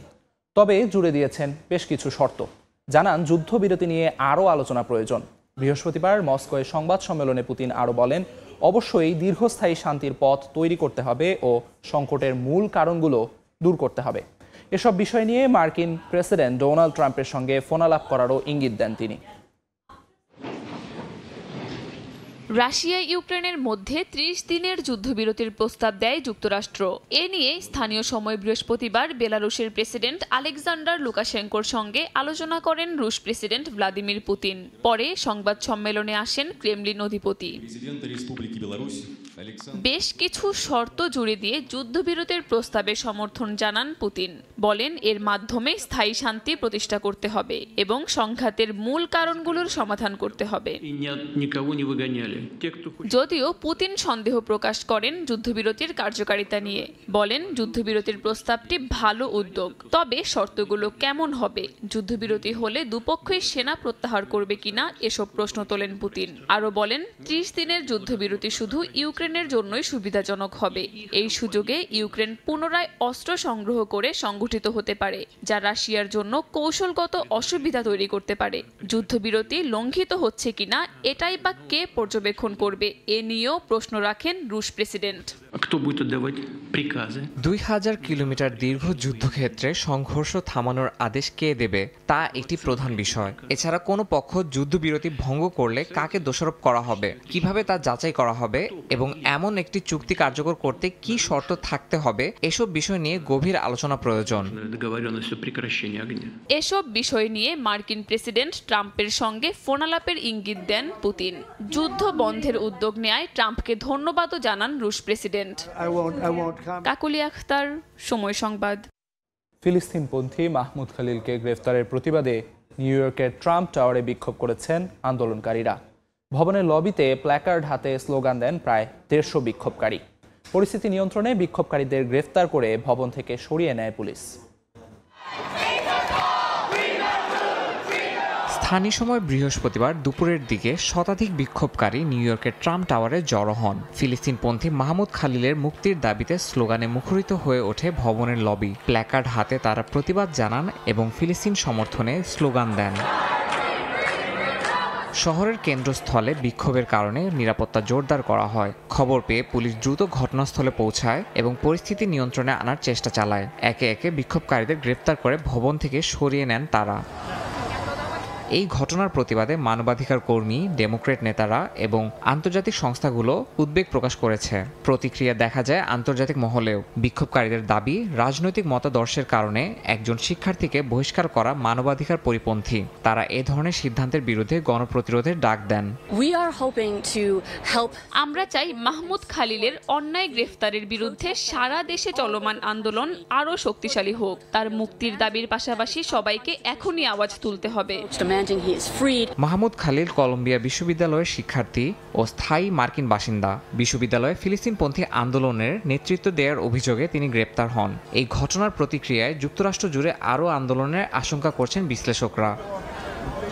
Yasin Mohammad Jisan, সময় সংবাদ। ইউরোপীয় ইউনিয়নের অ্যালকোহল জাতীয় পণ্যের ওপর 200% শুল্ক আরোপের হুমকি দিয়েছেন মার্কিন প্রেসিডেন্ট ডোনাল্ড ট্রাম্প। স্থানীয় সময় বৃহস্পতিবার ট্রুথ সোশ্যালে এ নিয়ে পোস্ট করেন প্রেসিডেন্ট ট্রাম্প। জানান, ইইউ আমেরিকান হুইস্কির ওপর 50% শুল্ক বাতিল না করলে তিনি এই পদক্ষেপ নেবেন। দ্রুত আমেরিকান হুইস্কির ওপর শুল্ক বাতিল না করলে ফ্রান্স সহ ইইউ এর শ্যাম্পেইন, সব ধরনের ওয়াইন ও অন্যান্য অ্যালকোহল জাতীয় দ্রব্যের ওপর এ শুল্ক আরোপ করা হবে বলেও জানান প্রেসিডেন্ট ট্রাম্প। এর আগে বুধবার ইউরোপিয়ান কমিশন জানায় তারা যুক্তরাষ্ট্রের 2600 কোটি ইউরো মূল্যের পণ্যের শুল্ক আরোপ করবে বলে আগামী মাস থেকে। ইউরোপের ইস্পাত ও অ্যালুমিনিয়ামের ওপর ট্রাম্পের 25% শুল্কের প্রতিশোধমূলক ব্যবস্থা হিসেবে এ পদক্ষেপ নেওয়া হয়েছে বলেও জানায় ইইউ। ইথিওপিয়ার যুদ্ধবিধ্বস্ত টাইগ্রে অঞ্চলে যুক্তরাষ্ট্রের খাদ্য সহায়তা বিতরণ বন্ধ করে দিয়েছে আন্তর্জাতিক ত্রাণ সংস্থাগুলো। মার্কিন প্রশাসনের বিদেশি সহায়তা সংক্রান্ত নিষেধাজ্ঞার কারণে তহবিল সংকটে পড়েছে অঞ্চলটির বাসিন্দারা। এতে 12 থেকে 14 লাখ মানুষের চরম ঝুঁকিতে পড়তে পারে বলে জানিয়েছে টাইগ্রে দুর্যোগ ব্যবস্থাপনা কমিশনার। ট্রাম্প প্রশাসনের বিদেশি সহায়তা সংক্রান্ত বিধিনিষেধের কারণে ইথিওপিয়ার যুদ্ধবিধ্বস্ত টাইগ্রে অঞ্চলে বন্ধ হয়ে গেছে লাখ লাখ মানুষের খাদ্য সরবরাহ। টাইগ্রের ত্রাণ সংস্থাগুলো জানায় তাদের কাছে পর্যাপ্ত খাদ্য মজুদ থাকলেও তা বিতরণের জন্য প্রয়োজনীয় জ্বালানি, ট্রাক ও চালকের খরচ জোগানোর মতো অর্থ নেই। ইউএসএআইডির অর্থ সহায়তা বন্ধ করে দেয়ায় বিপাকে পড়েছেন অঞ্চলটির বাসিন্দারা। টাইগ্রের দুর্যোগ ব্যবস্থাপনা কমিশনার জানান এই তহবিল সংকটের ফলে 12 থেকে 14 লাখ মানুষ চরম ঝুঁকিতে পড়বে। আমরা এক ভয়াবহ বাস্তবতার মুখোমুখি হয়েছি। আমরা মৃত্যুর দিকে এগিয়ে যাচ্ছি। বিশেষ করে যারা বাস্তুচ্যুত তারা অত্যন্ত উদ্বিগ্ন। যারা শারীরিকভাবে শক্তিশালী তারা হয়তো কোনোভাবে কাজ করে টিকে থাকতে পারবে, কিন্তু বাকিরা নীরবে কষ্ট ভোগ করবে। আমি সাম্প্রতিক সহায়তা স্থগিতের খবরে গভীরভাবে উদ্বিগ্ন। অভ্যন্তরীণভাবে বাস্তুচ্যুত মানুষরা নিজেদের বাড়িতে ফিরে যাওয়ার পরই এমন সিদ্ধান্ত নেওয়া যৌক্তিক হতো। কঠিন পরিস্থিতিতে বসবাসরত একটি সম্প্রদায়ের জন্য 3 মাস বা 90 দিনের জন্য সহায়তা বন্ধ করে দেয়া সম্পূর্ণ অগ্রহণযোগ্য। 12 কোটির বেশি জনসংখ্যার ইথিওপিয়া আফ্রিকায় যুক্তরাষ্ট্রের সবচেয়ে বড় সহায়তা গ্রহণকারী দেশ ছিল। 2023 সালে দেশটিতে 180 কোটি মার্কিন ডলার অর্থ সহায়তা দিয়েছিল যুক্তরাষ্ট্র। এই তহবিল শুধু খাদ্যের জন্য নয়, বরং এইচআইভি চিকিৎসা, টিকা, সাক্ষরতা কর্মসূচি, কর্মসংস্থান এবং দেশটিতে আশ্রিত 10 লাখ শরণার্থীর জন্য ব্যয় করা হতো, যার অধিকাংশ কর্মসূচি বর্তমানে বন্ধ হয়ে গেছে। তবে সহায়তা বন্ধের বিষয়ে এখনো কোনো প্রতিক্রিয়া জানায়নি ইথিওপিয়ার মার্কিন দূতাবাস। তবে টাইগ্রের বাসিন্দারা বলছেন সহায়তা বন্ধ থাকলে তারা আর বাঁচতে পারবেন না। অর্জিতা সোহেজিন, সময় সংবাদ। ইউরোপিয়ান পণ্যের প্রতি ভোক্তাদের আগ্রহ বাড়ছে। সেই সুযোগ কাজে লাগিয়ে নতুন উদ্যোগ নিয়েছে ডেনমার্কের সবচেয়ে বড় সুপারমার্কেট অপারেটর সার্লিং গ্রুপ। ইউরোপীয় ব্র্যান্ড চিহ্নিত করে 650টির বেশি সুপারমার্কেটে চালু করা হয়েছে বিশেষ ব্ল্যাক স্টার চিহ্ন। ইউরোপের ভোক্তাদের পছন্দের তালিকায় স্থান পাচ্ছে ইউরোপীয় পণ্য। তবে বাজারে প্রচুর ব্র্যান্ড থাকায় ইউরোপীয় প্রতিষ্ঠানগুলোর মালিকানাধীন পণ্য চেনা কঠিন হয়ে পড়ছিল। তবে গ্রাহকদের সুবিধার্থে নতুন পদক্ষেপ নিয়েছে ডেনমার্কের সার্লিং গ্রুপ। তাদের সুপারমার্কেটগুলোতে এখন ইউরোপীয় ব্র্যান্ডের পণ্যের পাশে থাকবে ব্ল্যাক স্টার চিহ্ন। সার্লিং গ্রুপের মালিকানাধীন ফোটেক্স, বিলকা ও নেত্য সুপারমার্কেটে এই উদ্যোগ কার্যকর হয়েছে। গ্রুপের নির্বাহী ভাইস প্রেসিডেন্ট জানান, পণ্যের উৎপত্তি নয় বরং ব্র্যান্ডের মালিকানার ভিত্তিতে এ চিহ্ন দেওয়া হবে। এতে গ্রাহকদের জন্য পণ্য নির্বাচন সহজ হবে বলে মনে করছেন প্রতিষ্ঠানটি। নতুন এই উদ্যোগ এরই মধ্যে বেশ জনপ্রিয়তা পেয়েছে। গ্রাহকরা এই উদ্যোগকে অনেক প্রশংসা করছেন। এছাড়া যুক্তরাষ্ট্রের প্রেসিডেন্ট ডোনাল্ড ট্রাম্পের শুরু করা বাণিজ্য যুদ্ধের মধ্যে মার্কিন পণ্যের বদলে ইউরোপীয় পণ্য কেনাটাই শ্রেয় মনে করছেন ভোক্তারা। এটা আমার জীবন অনেক সহজ করে দিয়েছে।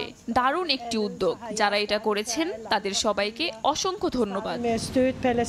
প্রাথমিকভাবে ডেনমার্কের 650টির বেশি সুপারমার্কেটে কার্যকর হয়েছে ব্ল্যাক স্টার উদ্যোগ। তবে ভবিষ্যতে জার্মানি ও পোল্যান্ডের বাজারেও এটি চালু করার পরিকল্পনা আছে সার্লিং গ্রুপের। ইয়াসিন মোহাম্মদ জিসান, সময় সংবাদ। নতুন একটি মানব সদৃশ রোবট মডেল উন্মোচন করেছে চীনের এজিবট কোম্পানি, যেটি সাইকেল চালানো থেকে শুরু করে হোভারবোর্ডের ওপর ভারসাম্য রক্ষা করা এমনকি সেলাই করার মতো কাজও করতে পারে। শুধু তাই নয়, প্রায় মানুষের মতোই চলাচল করতে সক্ষম রোবটটি। কৃত্রিম বুদ্ধিমত্তা ও প্রযুক্তির নিখুঁত সমন্বয়ে বানানো রোবটটি ভবিষ্যতে প্রবীণদের সেবা ও পারিবারিক সঙ্গীর মতো ভূমিকা রাখতে পারবে আশা সংশ্লিষ্টদের। ভারসাম্য বজায় রেখে একদম মানুষের মতোই সাইকেল চালাতে সক্ষম লিজিং X2 রোবট। স্থানীয় সময় মঙ্গলবার চীনের সাংহাইয়ে নতুন এই রোবটটি উন্মোচন করেছে অ্যাজিবট কোম্পানি।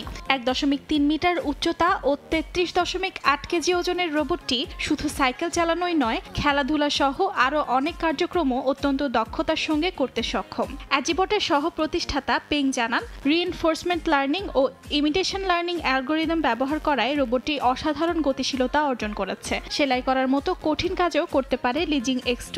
আবার কেউ অসুস্থ হলে বিভিন্ন স্বাস্থ্য পরামর্শ দেবে রোবটটি।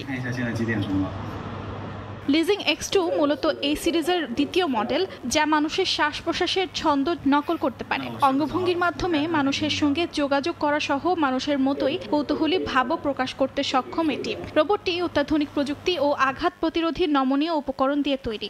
মানুষের অভিব্যক্তি ও কণ্ঠস্বরের স্বর বুঝে উপযুক্ত প্রতিক্রিয়া জানাতে সক্ষম। লিজিং X2 ভবিষ্যতে মানুষের দৈনন্দিন জীবনের গুরুত্বপূর্ণ সহযোগী হয়ে উঠতে পারে বলে আশা রোবট সংশ্লিষ্টদের। অ্যাজিবট জানায়, এই রোবট একাধিক রোবটের সঙ্গে সমন্বিতভাবে কাজ করতে পারে এবং নিরাপত্তারক্ষী, আয়া, পরিষ্কার কর্মীর ভূমিকা পালন করতে পারে। এছাড়াও ব্যবহারকারীরা নিজেদের প্রয়োজন অনুযায়ী বিভিন্ন কার্যক্রমের জন্য এটি নিজেদের মতো করে ব্যবহার করতে পারবেন। ভবিষ্যতে রোবটটিতে আরও আবেগ অনুভূতি প্রকাশের ক্ষমতা যুক্ত করার পরিকল্পনা রয়েছে অ্যাজিবট কোম্পানির। অর্জিতা শেহজিন, সময় সংবাদ। মৌসুম শুরুর আগেই জাপানের টোকিও রঙিন হয়ে উঠেছে চেরি ব্লসমের মোহময় রঙে। টোকিওর উয়েনো পার্কে ভিড় জমিয়েছেন দেশি বিদেশি পর্যটকেরা। অনেকে ক্যামেরা বন্দি করছেন নয়নাভিরামের দৃশ্য।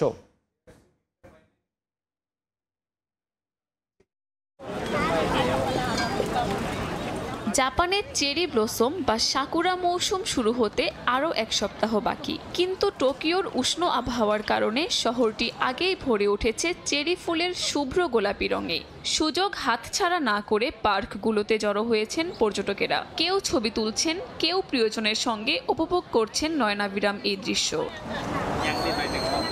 এখনো ফোটেনি সব গাছের ফুল, তবে মৌসুমের আগেই মনোমুগ্ধকর শোভা উপভোগ করতে পেরে খুশি দর্শনার্থীরা। নেই তাদের উচ্ছ্বাসের কমতিও। আমি প্রথমবারের মতো চেরি ফুল দেখছি। আমার মনে হয় এখনো ফুলগুলো পুরোপুরি ফোটেনি, কিন্তু তবুও এগুলো দেখতে অনেক সুন্দর লাগছে। চেরি ফুল ছবি তোলার জন্য বেশ সুন্দর। আবহাওয়াবিদরা জানান, গরম আবহাওয়ার কারণে জাপান জুড়ে এবার আগেই চেরি ফুল ফুটতে শুরু করেছে। আগামী 21 মার্চ নাগাদ টোকিওতে সাকুরা পুরোপুরি ফুটবে বলেও জানান তারা। মৌসুমের আগেই বিভিন্ন দেশ থেকে আসতে শুরু করেছেন পর্যটকেরা। ভিড় করছেন স্থানীয় বাসিন্দারাও। কাকলি আখতার, সময় সংবাদ। বাংলাদেশি পর্যটক কমে যাওয়ায় কলকাতার সবচেয়ে বড় দুটি ইফতার বাজারে বেচাকেনায় ধস নেমেছে। জাকারিয়া স্ট্রিট ও কলিন স্ট্রিটের বাজারের অনেক ব্যবসায়ী জানান এই মন্দার কথা। এর মূল কারণ হিসেবে ভিসা জটিলতাকেই দুষছেন তারা। বিস্তারিত জানাচ্ছেন সুব্রত আচার্য, ছবি তুলেছেন বিশ্বজিৎ দাস। প্রতি বছরের মতো এবছরও পবিত্র রমজান মাসে কলকাতার বিভিন্ন এলাকায় বসেছে ইফতার বাজার। এর মধ্যে অন্যতম জাকারিয়া স্ট্রিট ও কলিন স্ট্রিটের ইফতার বাজার। দুপুরের পর থেকে এখানে ধীরে ধীরে ইফতারের পসরা সাজিয়ে বসতে শুরু করেন দোকানিরা। তবে এবছর নেই সেই চিরচেনা রূপ। এবার কলকাতার এই দুটো বড় ইফতার বাজারে ধস নেমেছে বেচা বিক্রিতে। ভিসা সংক্রান্ত জটিলতার কারণে অনেক বাংলাদেশি আসতে না পারায় এমন দশা বলছেন ভারতীয় ব্যবসায়ীরা। এখানে বন্ধ করে দিয়েছে, এখন দিতে আসছে না, লোক আসছে না এখানে। আমাদের যে সব হোটেল ফোটেল চলতো, ওরা আসতো, এখন ওরা আসেনি, সেই জন্য এত দোকানে কোনো এত বাজার নেই। আমরাও ব্যবসা একটু খারাপ হয়েছে। বাজার এখনো অত ভালো নেই, হালকা সা নর্মাল আছে। প্রথম ছিল বাজার ছিল, এরকম বাজার নেই এখন। কেবল ইফতার বাজার নয়, বাংলাদেশি পর্যটক কম থাকায় কলকাতার বিভিন্ন খাবারের দোকানের বিক্রিও ঠেকেছে তলানিতে। গেল কয়েক বছর ইফতারের সময় যে রেস্টুরেন্টগুলোতে টেবিল পাওয়া কঠিন হয়ে যেত, এখন সেখানে হাতে গোনা কয়েকজন বাংলাদেশি পর্যটককে দেখা যায় ইফতার করতে। দেশ বিদেশের পর্যটকরা যারা রোজা রাখেন তাদের অধিকাংশেরই দ্রষ্টব্য এই জাকারিয়া স্ট্রিট। যেহেতু বাংলাদেশি পর্যটকরা এবার ভিসা সংক্রান্ত জটিলতার কারণে কলকাতা আসতে পারছেন না, তাই সরাসরি এই জাকারিয়া স্ট্রিটের ইফতারির বাজারেও তার নেতিবাচক প্রভাব পড়েছে, এমনটাই জানালেন স্থানীয় ব্যবসায়ীরা। কলকাতার জাকারিয়া স্ট্রিট থেকে সুব্রত আচার্য, সময় সংবাদ। মালদ্বীপে কর্মী ভিসা আংশিকভাবে চালু রয়েছে। সরকারি সেক্টরে সীমিত আকারে বাংলাদেশি কর্মী নেওয়ার পর এবার বেসরকারি বিনিয়োগকারীদেরও অনুমতি দিয়েছে দেশটির সরকার। তবে দালালদের মাধ্যমে অতিরিক্ত টাকা খরচ না করার পরামর্শ দিয়েছে বাংলাদেশ হাই কমিশন। বিস্তারিত জানাচ্ছেন খন্দকার ওমর ফারুক। দীর্ঘ বিরতির পর 2023 সালের ডিসেম্বর থেকে বাংলাদেশি কর্মীদের জন্য ভিসা উন্মুক্ত করে দেয় মালদ্বীপের বর্তমান সরকার। এর কয়েক মাস পর 2024 সালে আবারও অবৈধ নিয়োগের কারণে বাংলাদেশ থেকে কর্মী নেওয়া বন্ধ করে দেয় দেশটি। তবে কর্মী সংকট দেখা দিলে অতিরিক্ত সুরক্ষা নীতি গ্রহণ করে শুধুমাত্র সরকারি প্রয়োজনে সীমিত আকারে বাংলাদেশি কর্মী নেওয়া শুরু করে দেশটি। কোটা শেষ হয়ে যাওয়ায় বাংলাদেশ থেকে কর্মী নেওয়া বন্ধ রাখা হলেও 2023 সালের নভেম্বর থেকে 2025 সালের জানুয়ারির মধ্যে সরকারি প্রয়োজনে 17,039 জন বাংলাদেশি ওয়ার্ক পারমিট পান। তবে দালালদের কারণে অনেকেই বৈধ সুযোগ থেকেও বঞ্চিত হচ্ছেন। ভিসার দাম যদি আপনাদের কাছ থেকে 1,80,000 বা 2 লক্ষ টাকার উপরে বলে, তো মনে করবেন যে আপনার সাথে ধোঁকা হবে, নিশ্চিন্তে ধোঁকা হবে আপনার সাথে। এর আগে 2 মাসের জন্য ভিসা খুলছিল, খোলার পরে নামে বেনামে অসংখ্য লোক আসে রাস্তার মধ্যে ঘোরাফেরা করতেছিল। এদের সরকারের সেগুলো দেখতে পেয়ে পুনরায় ভিসা বন্ধ করে দেয়। এবার কোটা পদ্ধতির পরিবর্তে নিয়মিত ফি পরিশোধকারী বেসরকারি প্রতিষ্ঠানগুলো 10 জনের বেশি কর্মী নিয়োগের অনুমতি পাচ্ছে। এতে প্রবাসী ব্যবসায়ীরা সন্তুষ্ট। বাংলাদেশি শ্রমিক যদি এই দেশে বেশি আসে সেক্ষেত্রে আমাদেরও লাভ, দেশেরও লাভ। আলোচনার মাধ্যমে আরও সুবিধা আমাদেরকে দিয়ে, যারা অবৈধ আছে তাদেরকে যেন আরও একটু বৈধ করে ভালো ভালো প্রতিষ্ঠানে যত কাজ দেয়। বৈধ উপায়ে কর্মসংস্থান নিশ্চিত করে আসার পরামর্শ দিয়েছে বাংলাদেশ হাই কমিশন। আপনি আসার পূর্বেই আপনার যে ওয়ার্ক পারমিট রয়েছে সেটি যাচাই করবেন এবং আপনার কোথায় কাজ, কত ঘন্টা কাজ, কি কাজ করতে হবে সেটি সম্পর্কে আপনি জেনে বুঝে তারপরে আসার সিদ্ধান্ত নেবেন। কোনোভাবেই এক কোম্পানির ভিসা দিয়ে অন্যত্র কাজ করা যাবে না, বা ফ্রি ভিসা বলতে কিন্তু কোনো কিছুই নাই। এদিকে অপারেশন কুরাঙ্গি নামের এক বিশেষ অভিযানে পবিত্র রমজান মাসেও চলছে ব্যাপক ধরপাকড়। এর মধ্যে 7,375 জন অভিবাসীর ওয়ার্ক পারমিট বাতিল সহ 6,315 জন অভিবাসীকে নিজ দেশে ফেরত পাঠিয়েছে কর্তৃপক্ষ। সময় সংবাদ, মালদ্বীপ। অভিবাসীদের জন্য নতুন ভিসা নীতি সহ কর্মীদের ভিসা পরিবর্তনের সিদ্ধান্ত নিয়েছে দক্ষিণ কোরিয়া। প্রযুক্তিতে উন্নয়নের ধারা অব্যাহত রাখতে বিদেশি দক্ষ তরুণদের ভিসা প্রাপ্তিতে অগ্রাধিকারের কথা ভাবছে সরকার। জনসংখ্যা কম এমন এলাকায় ভিসার ধরন পরিবর্তনেরও সুযোগ পাবেন 8 শতাধিক কর্মী। দক্ষিণ কোরিয়া থেকে মোহাম্মদ হানিফের প্রতিবেদন। দক্ষিণ কোরিয়াতে যাওয়া বিদেশিদের বড় একটা অংশই তরুণ। তাই স্থানীয় জনসংখ্যা হ্রাসের পরিপ্রেক্ষিতে দক্ষ বিদেশিদের প্রতি গুরুত্ব দিচ্ছে দেশটির সরকার। প্রযুক্তিতে উন্নয়নের ধারা অব্যাহত রাখতে এরই মধ্যে কোম্পানিগুলো থেকে 1,000-এরও বেশি প্রকৌশলী নিয়োগের সিদ্ধান্ত আসছে বলে জানিয়েছেন ভারপ্রাপ্ত প্রেসিডেন্ট চৈ চাং-মক, যাদের ভিসার ধরন হবে টপ টায়ার। টপ টায়ার ভিসাধারীরা দেশটিতে পরিবার নিয়ে স্থায়ীভাবে বসবাস করার সুযোগ পাবেন। 1 বছর থাকার পর F2-তে রূপান্তর করতে পারবেন। পাশাপাশি থাকছে কোম্পানি পরিবর্তনের সুযোগ। এই সুযোগ শুধুমাত্র দক্ষিণ কোরিয়ার ইউনিভার্সিটিগুলোতে যারা উচ্চশিক্ষা গ্রহণ করে। ইতিপূর্বে কিন্তু এই সুযোগ ছিল না। এখান থেকে উচ্চশিক্ষা গ্রহণ করে তারা অন্যান্য দেশে চলে যেতে হতো। এখন থেকে এই দেশেই তাদের ক্যারিয়ার করার সুযোগ তৈরি হলো। এদিকে সরকার শীর্ষ 100টি বিশ্ববিদ্যালয় থেকে স্নাতকোত্তর বা ডক্টরেট ডিগ্রিধারী বিদেশি নাগরিকদের জন্য D10T ভিসা প্রদান করবে। এর মাধ্যমে কর্মসংস্থানের জন্য তারা 2 বছর পর্যন্ত দক্ষিণ কোরিয়ায় থাকতে পারবেন। জনসংখ্যা কম এমন এলাকায় ভিসার ধরন পরিবর্তন করে F2R করার সুযোগ পাবেন প্রায় 8 শতাধিক কর্মী। এই ভিসায় স্বামী স্ত্রী উভয়ই চাকরির অনুমতি পাবেন। এর আবেদন চলতি মাস থেকে শুরু হয়েছে, চলবে 2026 সাল পর্যন্ত। কোরিয়াতে যে প্রদেশগুলো, যে অঞ্চলগুলা জনসংখ্যা কম, ওইসব এলাকার জন্য এই F2R ভিসাটা মূলত কোরিয়ান সরকার চালু করা হয়েছে। কোরীয় যুদ্ধের সময় সহায়তাকারী দেশগুলোর তরুণদের জন্য ইউথ ড্রিম ভিসা চালুর সিদ্ধান্ত নিয়েছে দেশটির সরকার। দক্ষিণ কোরিয়া থেকে মোহাম্মদ হানিফ, সময় সংবাদ। ক্রিকেটারদের মাঠ থেকে বিদায় নিতে না পারায় বিসিবি নয় বরং ক্রিকেটারদেরই দায় দেখছেন খালেদ মাহমুদ সুজন। অন্তত ভক্তদের কথা বিবেচনায় রেখে মুশফিক রিয়াদদের উচিত ছিল ঘরের মাঠে ক্যারিয়ারের ইতি টানা। পর্যাপ্ত সুযোগ পেলে এই 2 সিনিয়রের বিকল্প খুঁজে পাওয়া যাবে বলেও মনে করেন সুজন। অনুরোধ করেছেন খেলোয়াড়দের ব্যক্তিগত আক্রমণ না করে গঠনমূলক সমালোচনার। 90-এর দশকে জন্ম হলে ক্রিকেটে আপনার অজস্র স্মৃতির কারিগর পঞ্চপাণ্ডব। সময়ের পরিক্রমায় কেউ না বলেই কেউ বা ক্যারিয়ারের ইতি টেনেছেন সোশ্যাল মিডিয়ায়।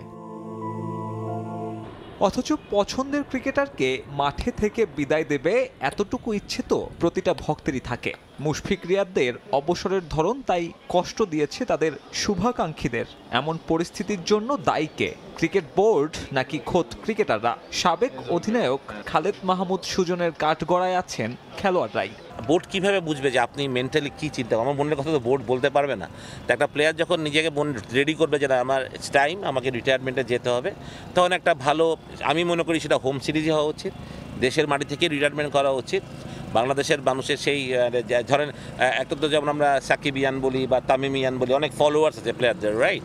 তো তাদের ফলোয়ারদেরও রাইট আছে তাদের ওই পছন্দের মানুষটাকে মাঠকে বিদায় দেওয়া। মাহমুদুল্লাহ রিটায়ার করবে, এটা শুনতো হয়তো বা গ্যালারি ভরা থাকতো, সেটাই কিন্তু ওর অনেক বড় পাওয়া হতো হয়তো, বা মানুষের হাততালিতে বিদায় দিত, সেটা কিন্তু অনেক বড় ব্যাপার ছিল। বাট আমি জানি না কেন ওরা মাঠ থেকে রিটায়ার করতে চায় না, সেটা আমি একদমই বলতে পারবো না। সিনিয়রদের অবসরের ধারাবাহিকতায় নতুন একটা যুগে পা রাখল টাইগার ক্রিকেট। মুশফিক রিয়াদদের শূন্যস্থান কারা পূরণ করবেন? সুজন অবশ্য এই নিয়ে মোটেও চিন্তিত নন। নতুনদের মাঝে সম্ভাবনা দেখেন, প্রয়োজন কেবল পর্যাপ্ত সময় দেয়ার। শূন্যস্থানটা খুব সাডেনলি ফিল আপ না হলেও আমি মনে করি যে যথেষ্ট প্লেয়ার, ভালো প্লেয়ার আছে যারা কিনা এই জায়গাটা অবশ্যই নিতে পারবে। অনেক ভালো প্লেয়ার আছে, সুতরাং সুযোগ এখন অনেক ছেলের সামনে খুলবে অথবা জায়গা মতো ব্যাটিং করার। কারণ আপনি যদি পজিশন মতো ব্যাটিং না করতে পারেন, যদি 5 প্লেয়ার অনেক সময় 7-8 ব্যাটিং করছে, তো ডিফিকাল্ট হয়। বাট আমার মনে হয় যে এখন একটা সুযোগ আসবে, যেহেতু মুশিয়ান রিয়াদ খেলবে না, অথবা রিয়াদ যেই ম্যাচটা জিতেছে, অথবা একটা ছেলে এখন ইয়াং বাজে ফেল করবে, বাট আস্তে আস্তে শিখবেন, একদিন ও ম্যাচ জিতে বাংলাদেশকে, সেটাই আমি বিশ্বাস করি। ক্রিকেটারদের পালা বদলের মতো ভক্তদের মানসিকতায়ও পরিবর্তনের অনুরোধ সাবেক টাইগার অধিনায়কের। সামাজিক যোগাযোগ মাধ্যমে ব্যক্তিগত আক্রমণের বিপক্ষে সুজন চান গঠনমূলক সমালোচনা। এরা যারা করেন সম্পূর্ণ অশিক্ষিত মানুষজনই করেন, যারা ক্রিকেটটাকে হয়তোবা খেলাটা জয় পরাজয়ই বুঝেন, বাট খেলাটাকে বুঝেন না ঠিক মতন, বা একটা ছেলের মানসিকতা বুঝতে পারেন না, একটা ম্যাচ সিচুয়েশনকে অ্যানালাইসিস না করে অনেক কথা কমেন্ট করে ফেলেন। সাব্বির মিথুন, সময় সংবাদ, ঢাকা।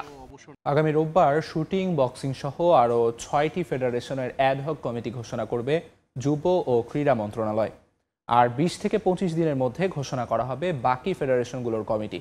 নগর ভবনে ক্রীড়া উপদেষ্টার সঙ্গে 3 ঘন্টার ম্যারাথন বৈঠক শেষে জানিয়েছে ক্রীড়াঙ্গন সংস্কারের জন্য গঠিত সার্চ কমিটি। কমিটিতে প্রাধান্য দেওয়া হয়েছে জাতীয় পুরস্কারপ্রাপ্ত ক্রীড়া ব্যক্তিত্ব, সংগঠক ও ফেডারেশনকে পৃষ্ঠপোষণ করতে পারবে এমন ব্যক্তিদের। নগর ভবনে ক্রীড়া উপদেষ্টা আসিফ মাহমুদ সজীব ভূঁইয়ার সঙ্গে ক্রীড়াঙ্গনের সার্চ কমিটির রুদ্ধদ্বার 3 ঘন্টার বৈঠক। ক্রীড়াঙ্গনের সংস্কারে গঠিত 5 সদস্যের কমিটির 4 জন ছিলেন বৈঠকে। ছাত্র জনতার জুলাই বিপ্লবের পর দেশের ঝিমিয়ে পড়া ফেডারেশনগুলোকে গতিশীল করতে সার্চ কমিটি গঠন করে যুব ও ক্রীড়া মন্ত্রণালয়। তবে দীর্ঘ 7 মাস পেরিয়ে গেলেও সার্চ কমিটির তত্ত্বাবধানে 53 ফেডারেশনের মধ্যে মাত্র 16টির অ্যাডহক কমিটি দিয়েছে মন্ত্রণালয়। ম্যারাথন এই সংস্কারে আগামী রোববার আরও 6 ফেডারেশনের অ্যাডহক কমিটি ঘোষণা করবে মন্ত্রণালয়। রোববার দিন অফিস খোলার সাথে সাথে আমরা আপনাদেরকে নতুন 6টা ফেডারেশনের প্রজ্ঞাপন দিতে পারবো। তো এই ফেডারেশনগুলো হলো বক্সিং, রেসলিং, জুডো, তারপর উশু, শুটিং, রাগবি।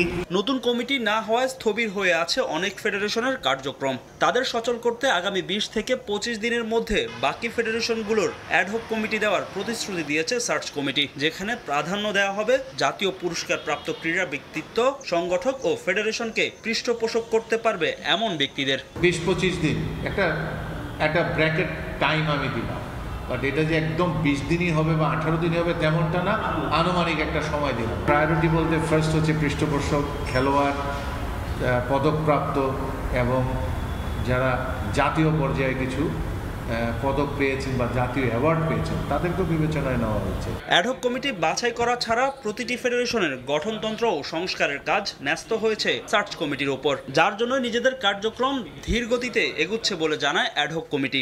53টা ফেডারেশনে আনুমানিক 1000 মানুষকে আমাদেরকে নির্বাচন করতে হচ্ছে এবং অনেকগুলা শর্ত মেনে তারপরে তাদেরকে নির্বাচন করতে হচ্ছে এবং এই জায়গাটায় অনেক সময় দিতে হচ্ছে আমাদের। এবং পাশাপাশি এটাও জানেন আপনারা যে আমাদের এই পুরা ক্রীড়া জগতের যত আইন, ফেডারেশনের কনস্টিটিউশন, এগুলো নিয়েও আমরা কাজ করছি।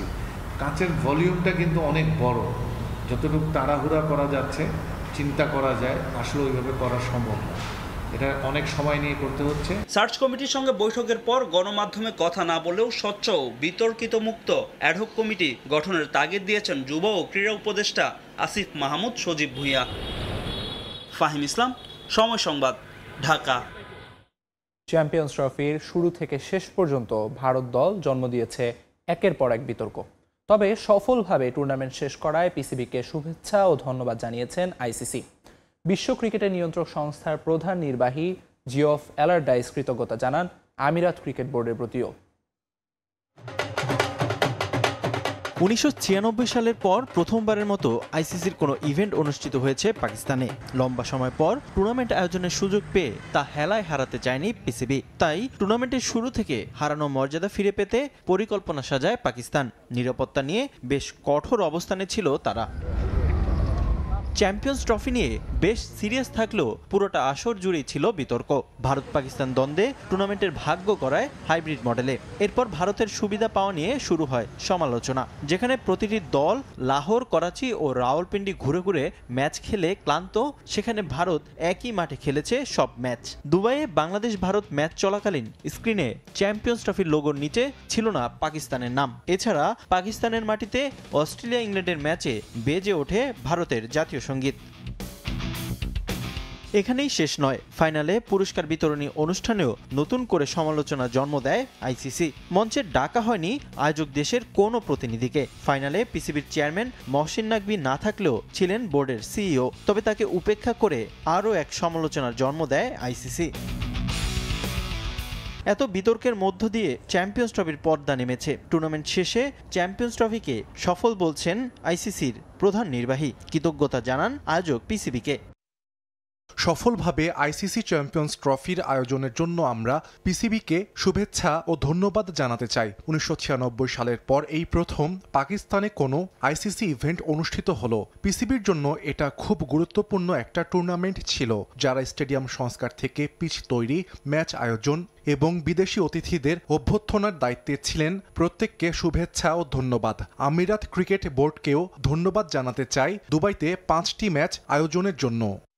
আইসিসির এমন বার্তায় অবশ্য আশার আলোক দেখছে পিসিবি। আগামীতেও নিজেদের মাটিতে আইসিসির ইভেন্ট আয়োজনে এবারের অভিজ্ঞতা কাজে আসবে বলেই আশা পিসিবির। রিফাতুল ইসলাম মিরন, সময় সংবাদ। শেষ পর্যন্ত নিষিদ্ধই হলেন ইংলিশ ক্রিকেটার হ্যারি ব্রুক।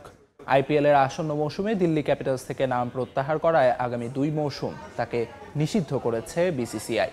যার ফলে আগামী 2 মৌসুম প্লেয়ার অকশনে নাম নিবন্ধন করতে পারবেন না 26 বছর বয়সী এই ব্যাটসম্যান। যে সিদ্ধান্ত ইতিমধ্যেই সংশ্লিষ্ট ক্রিকেটার ও ইংল্যান্ড ক্রিকেট বোর্ডকে জানিয়ে দিয়েছে ভারতীয় বোর্ড। বিসিসিআই আগেই হুঁশিয়ারি দিয়ে রেখেছিল, দল পাওয়ার পর আইপিএল থেকে নাম প্রত্যাহার করলেই পড়তে হবে নিষেধাজ্ঞার খড়গে। তারপরও হ্যারি ব্রুক কঠিন পথটাই বেছে নেন। 6,25,00,000 ভারতীয় রুপিতে ইংলিশ ব্যাটসম্যানকে দিল্লি ক্যাপিটালস দলে নিলেও কদিন আগে সামাজিক মাধ্যমে পোস্ট দিয়ে ব্রুক জানান এবারের আইপিএলে তিনি খেলছেন না। এরপরই শুরু হয় আলোচনা, তবে কি হার্ড হিটিং ব্যাটসম্যানকে নিষিদ্ধ করবে আইপিএল কর্তৃপক্ষ? শেষ পর্যন্ত সেই গুঞ্জনই সত্যি হলো। বেশ কিছু ভারতীয় গণমাধ্যম জানিয়েছে আইপিএল থেকে নিজের নাম প্রত্যাহার করায় 2 মৌসুমের জন্য হ্যারি ব্রুককে আইপিএলে নিষিদ্ধ করেছে বিসিসিআই, যা নিশ্চিত করেছেন বোর্ডের একজন শীর্ষ কর্মকর্তা। গত বছর আইপিএল নিলামে নাম নিবন্ধনের আগে প্রতিটি খেলোয়াড়কে জানানো নিয়ম অনুযায়ী বিসিসিআই 2 বছরের জন্য নিষিদ্ধ করার বিষয়ে ইসিবি ও হ্যারি ব্রুকের কাছে একটি আনুষ্ঠানিক চিঠি পাঠিয়েছে। এটি বোর্ড কর্তৃক নির্ধারিত একটি নীতি এবং প্রতিটি খেলোয়াড়কে এটি মেনে চলতে হবে। নিষেধাজ্ঞার জন্য আগামী 2 মৌসুম আইপিএল এর নিলামে নাম নিবন্ধন করতে পারবেন না ব্রুক। এর আগে আইপিএল এর গত আসরেও তাকে দলে নিয়েছিল দিল্লি ক্যাপিটালস। সেবার দাদির মৃত্যুর কারণে নিজের নাম সরিয়ে নেন ব্রুক, আর এবার দেখান ব্যক্তিগত কারণ। মূলত বিদেশি অনেক ক্রিকেটারই নিলাম থেকে দল পাওয়ার পরও শেষ মুহূর্তে ব্যক্তিগত কারণে আইপিএলে খেলেননি। ব্রুকের স্বদেশী জেসন রয় ও অ্যালেক্স হেলসও অতীতে এমন কাজ করেছেন। এ ঘটনার পুনরাবৃত্তি যেন না হয়, তার কারণেই আসন্ন আইপিএল থেকে কঠোর আইন প্রয়োগ করে বিসিসিআই, যার প্রথম বলি হলেন হ্যারি ব্রুক। 2023-এর আসরে সানরাইজার্স হায়দ্রাবাদের হয়ে আইপিএলে অভিষেক হয় হ্যারি ব্রুকের। 13 কোটি 25 লাখ রুপিতে তিনি যোগ দেন অরেঞ্জ আর্মিদের দলে। প্রথম আসরে 11 ম্যাচে 1 সেঞ্চুরিতে মাত্র 190 রান করায় ব্রুককে ছেড়ে দেয় সানরাইজার্স। সাজিদ মুস্তাহিদ, সময় সংবাদ। অভ্যন্তরীণ দ্বন্দ্ব পিছিয়ে দিচ্ছে পাকিস্তানের ক্রিকেটকে। দেশটির ক্রিকেটাররা নিজেরাই নিজেদের সর্বনাশ করছে। পিসিবি একটা জঙ্গল। চ্যাম্পিয়ন্স ট্রফির ব্যর্থতার পর পাক বোর্ডের সমালোচনা করে এমন বিস্ফোরক মন্তব্য করেছেন দেশটির সাবেক কোচ ও টিম ডিরেক্টর মিকি আর্থার। পাকিস্তানের সাবেক 2 কোচ হিসেবে গ্যারি কার্স্টেন ও জেসন গিলেম্পির সঠিক মূল্যায়ন করেনি বলেও অভিযোগ আর্থারের।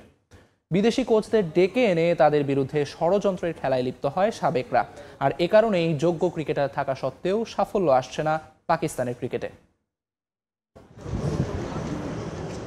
নানা নাটকের চ্যাম্পিয়ন্স ট্রফি শেষ হয়েও রয়ে গেছে রেশ। বাজে পারফরমেন্সের খেসারত দিয়ে গ্রুপ পর্বের 3 ম্যাচের 2টিতে ভরাডুবি। আর বাংলাদেশের বিপক্ষে ম্যাচটা বৃষ্টিতে পরিত্যক্ত হয়ে শেষ হয় স্বাগতিক পাকিস্তানের চ্যাম্পিয়ন্স ট্রফি অভিযান। এমন বাজে পারফরমেন্সের পর ম্যান ইন গ্রিনকে সমালোচনায় জর্জরিত করেছেন দেশটির সাবেক ক্রিকেটাররা। পাকিস্তানের ক্রিকেট এখন আইসিইউতে, এমন কঠিন কথা বলতেও ছাড় দেননি আফ্রিদিরা। ধারাবাহিক ব্যর্থতার পর দলের অন্তর্বর্তীকালীন কোচ আকিব জাভেদ ঘন ঘন কোচ পরিবর্তন ও নির্বাচক পরিবর্তনকে বাজে পারফরমেন্সের পেছনে কারণ হিসেবে দাঁড় করিয়ে দায় এড়াতে চেয়েছেন। গণমাধ্যমে আকিবের এমন কথার পর এবার মুখ খুলেছেন দেশটির সাবেক কোচ ও সাবেক টিম ডিরেক্টর মিকি আর্থার। পাকিস্তানের ক্রিকেটকে ধ্বংসের জন্য পিসিবিকে দায়ী করে তাদের কাঠগড়ায় তুলেছেন তিনি। ক্রিকেটাররা নিজেদের মাঝে কাদা ছোড়াছুড়ির পাশাপাশি বিদেশি কোচদের নিয়ে ষড়যন্ত্র করে বলে দাবি করেছেন আর্থার। পাকিস্তানের ক্রিকেট একটা জঙ্গল। তাদের ভালো কয়েকজন কোচ ছিল যারা এগিয়ে নিতে পারত, কিন্তু তাদের না রেখে উল্টো অবমূল্যায়ন করেছে পিসিবি। গ্যারি ও জেসন অসাধারণ কোচ, কিন্তু তাদের যোগ্যতার মূল্যায়ন করেনি তারা। ওদের জন্য খারাপ লাগছে আমার। এটা পাকিস্তানের ক্রিকেটের জন্য বড় ক্ষতি। পাকিস্তানের ক্রিকেটে প্রতিভাবান ক্রিকেটার অনেক, ওদের সামর্থ্য আছে ভালো করার, কিন্তু ওরা নিজেরাই নিজেদের পায়ে কুড়াল মারছে সবসময়। গত বছর এপ্রিলে 2 বছরের চুক্তিতে গিলেস্পিকে টেস্ট দলের কোচ হিসেবে নিয়োগ দিয়েছিল পিসিবি, কিন্তু দলের বাজে পারফরমেন্স ও অভ্যন্তরীণ কোন্দলে 8 মাসও টিকতে পারেননি। দক্ষিণ আফ্রিকার বিপক্ষে সিরিজের আগে গত ডিসেম্বরে দায়িত্ব ছেড়ে দেন তিনি। ভারতকে 2011 সালে বিশ্বকাপ উপহার দেয়া কোচ গ্যারি কার্স্টেনকেও গিলেস্পির সঙ্গে একই সময় পাকিস্তানের সাদা বলের ক্রিকেটে কোচ করা হয়েছিল, কিন্তু টিকতে না পেরে গিলেস্পির আগেই সরে দাঁড়ান তিনিও। পারভিন আক্তার, সময় সংবাদ। 6 মাস পর জাতীয় দলের স্কোয়াডে ফিরেছেন কিলিয়ান এমবাপ্পে।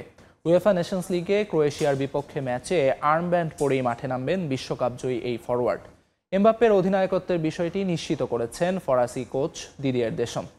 এছাড়া স্কোয়াডে ডাক পেয়েছেন উসমান দেম্বেলে ও তরুণ ফরওয়ার্ড ডিসিগে ডুয়ে। জাতীয় দলের জার্সিতে সবশেষ উয়েফা নেশনস লিগে বেলজিয়ামের বিপক্ষে মাঠে নেমেছিলেন কিলিয়ান এমবাপ্পে। সে ম্যাচে মাত্র 23 মিনিট খেলেন এই ফরাসি তারকা। এরপর টানা 4 ম্যাচে স্কোয়াডে রাখা হয়নি এই ফরওয়ার্ডকে। শারীরিক ও মানসিক সমস্যার কারণেই স্কোয়াডের বাইরে ছিলেন বলে জানান কোচ দিদিয়ের দেশম। নেশনস লিগের কোয়ার্টার ফাইনালে ফ্রান্সের প্রতিপক্ষ ক্রোয়েশিয়া। 6 মাস জাতীয় দলের বাইরে থাকার পর ক্রোয়েশিয়ার বিপক্ষে স্কোয়াডে ফিরেছেন এমবাপ্পে। মার্চের এই 2 লেগের ম্যাচে আর্মব্যান্ড পরেই মাঠে নামবেন কিলিয়ান, তাও নিশ্চিত করেছেন ফ্রেঞ্চ কোচ। আমি এমবাপ্পের সঙ্গে কথা বলেছি, দলে থাকা নিয়ে তার সঙ্গে আমার বার্তা আদান প্রদান হয়েছে, কিন্তু কয়েক সপ্তাহ আগে আমি যা বলেছি সেভাবেই পরিকল্পনা করছি। কিলিয়ানই অধিনায়ক থাকবেন। ইনজুরিতে দলের বাইরে থাকা মাদ্রিদ মিডফিল্ডার চুয়েমিনিও ফিরেছেন ক্রোয়েশিয়ার বিপক্ষে ম্যাচের স্কোয়াডে। আছেন পিএসজির হয়ে এই মৌসুমে দুর্দান্ত ফর্মে থাকা উসমান দেম্বেলে। এছাড়া স্কোয়াডে ডাক পেয়েছেন পিএসজির 19 বছর বয়সী ফরওয়ার্ড ডিসিগে ডুয়ে। তাদের নিয়ে আত্মবিশ্বাসী ফরাসি কোচ। দেম্বেলে তার লক্ষ্যের খুব কাছাকাছি। পিএসজিতে সে সর্বোচ্চ দিচ্ছে তা বলবো না, তবে সে দলে ভালো ভূমিকা রাখছে। যেহেতু সে আত্মবিশ্বাসী, তাই সে ম্যাচে কার্যকর ভূমিকা রাখবে। এছাড়া ডুয়ে তরুণ ফুটবলার, কিন্তু সে আমাদের জন্য গুরুত্বপূর্ণ একজন হয়ে উঠতে পারে। তার ভিন্ন ভিন্ন পজিশনে মানিয়ে নেয়ার যোগ্যতা আছে। নেশনস লিগে ক্রোয়েশিয়ার বিপক্ষে এখন পর্যন্ত 4টি ম্যাচ খেলেছে ফ্রান্স, যার মধ্যে 2 ম্যাচেই জিতেছে ফ্রান্স আর 1 ম্যাচে জয় পেয়েছে ক্রোয়েশিয়া। তাই সেমিফাইনালের স্বপ্ন দেখছেন ফরাসি কোচ। আমরা আমাদের যোগ্যতা সম্পর্কে জানি। ভিডিও অ্যানালাইসিসের পর আমরা আরও কিছু গুরুত্বপূর্ণ বিষয় নিয়ে কাজ করব। আমাদের মূল উদ্দেশ্য সেমিফাইনাল নিশ্চিত করা। 21 মার্চ কোয়ার্টার ফাইনালের প্রথম লেগে মাঠে নামবে ফ্রান্স। দ্বিতীয় লেগের ম্যাচ অনুষ্ঠিত হবে 24 মার্চ। রিফাতুল ইসলাম মিরন, সময় সংবাদ।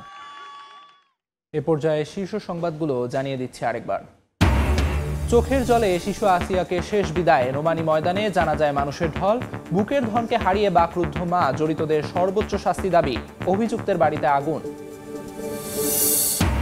সারা দেশ প্রতিবাদ মুখর হলেও থামছে না ধর্ষণ। ঢাকা বিশ্ববিদ্যালয়ের সাবেক উপাচার্য আরেফিন সিদ্দিকের মৃত্যু। শুক্রবার সকাল 11:30টায় ধানমন্ডির বায়তুল আকসা মসজিদে প্রথম জানাজা। আজিমপুরে দাফনের সিদ্ধান্ত। জাতিসংঘ মহাসচিবকে নিয়ে কক্সবাজার যাচ্ছেন প্রধান উপদেষ্টা। 1 লাখ রোহিঙ্গার সঙ্গে করবেন ইফতার। নতুন করে মিয়ানমারে ফেরার স্বপ্ন বুনছেন বাস্তুচ্যুতরা। এবং মহাসড়ক দখল করে গাজীপুরে একের পর এক অস্থায়ী দোকান স্থাপন। চলছে চাঁদাবাজিও। যানবাহন ও পথচারী চলাচলে বিঘ্ন। কঠোর পদক্ষেপ না নিলে ঈদে চরম ভোগান্তির শঙ্কা।